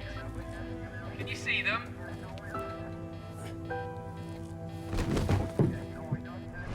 But what the final report does not do is explain what happened in the cabin of the plane. What actions did the flight attendants take? And why was Andreas Prodromou still conscious after almost 3 hours? Mayday. Interviews with Helios safety instructors and crew members paint a tragic picture of what may have occurred. Everyone, please put your masks on. We're not sure what the trouble is, but remain calm and please remain seated. Prodromou was sitting at the back of the cabin. When the oxygen masks fell, he would have waited for instructions from the cockpit. The flight attendants sitting at the front of the plane would have done the same, but none of them would have waited forever. We made it an issue at Helios to emphasize that cabin crew should not entirely depend on their procedures, but to think on their feet and to adapt to any impending situation. In most depressurizations, the plane descends quickly. But as minutes passed on the Helios flight, the plane continued to climb.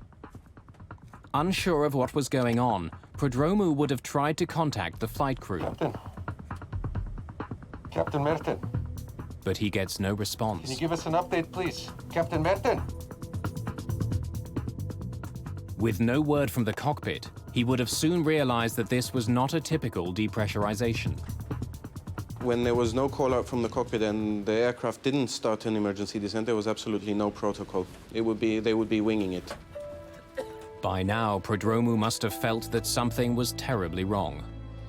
But to find out what the problem was, he had to leave his seat. The oxygen available on the 737 is, of course, the dropout oxygen. 10% of those masks are available for the crew in case of a depressurization incident. There are extra masks per every seat row.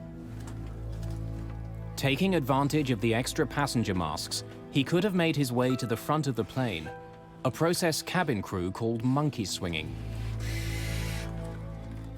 But if more than 12 minutes had passed, his girlfriend and the other flight attendant may have still been in their seats, and like the passengers, overcome by hypoxia. But Prodromou was a scuba diver and a former soldier in the Cypriot Special Forces. His training may have helped him to stay alert a little longer. Andreas was not a coward. He was a brave person. Fearless, brave and very calm. But to survive after the passenger oxygen system stopped working, he needed another solution. The 737 had 4 portable oxygen bottles. Each one could last more than an hour. All 4 bottles were found at the crash site. 3 of them appeared to have been used. While the F-16 pilot saw Prodromou in the cockpit just before the crash, it may not have been the first time he had gone in. As he did at the end of the flight, he could have used the security code to unlock the door earlier.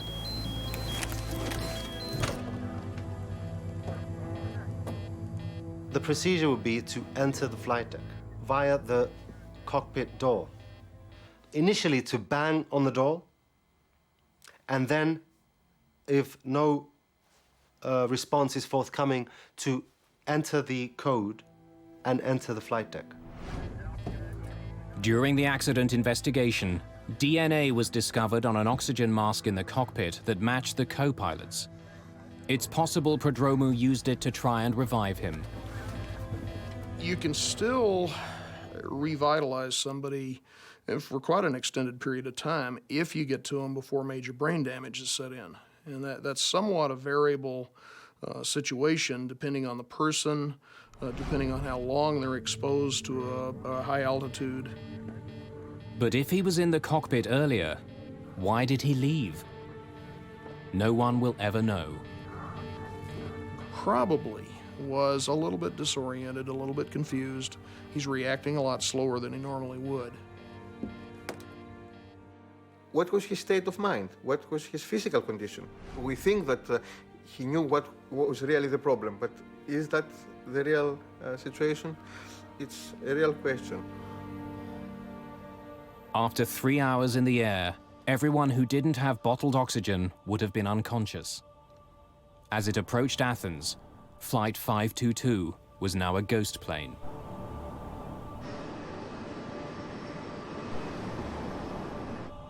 Most of the victims, they probably still had heartbeats when the airplane crashed, but almost certainly were in an irreversible coma. Hypoxia is no more painful than falling asleep.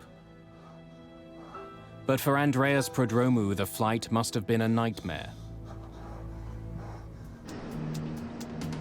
As the F-16s roared to meet the jet, and with his oxygen running out, he must have known that he too was almost out of time. Yet to the very end, he didn't give up.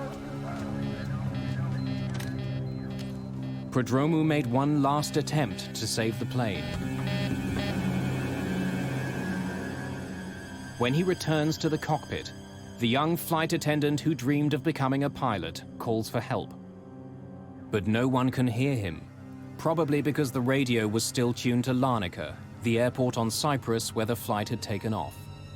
Fighting hypoxia and struggling to control an airplane larger than any he had ever flown, Prodromou was in an impossible situation. Even if he could have landed the plane, it was now too late. Flight 522 was out of time and fuel.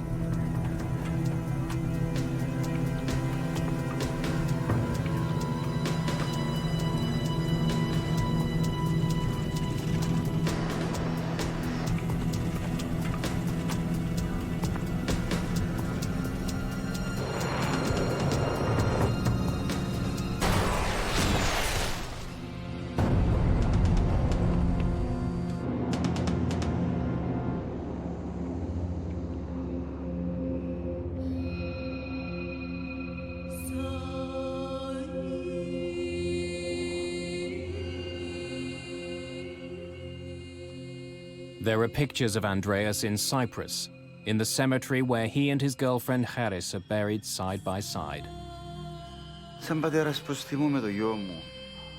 As his father, my son is in front of me. Wherever I go, he's always there.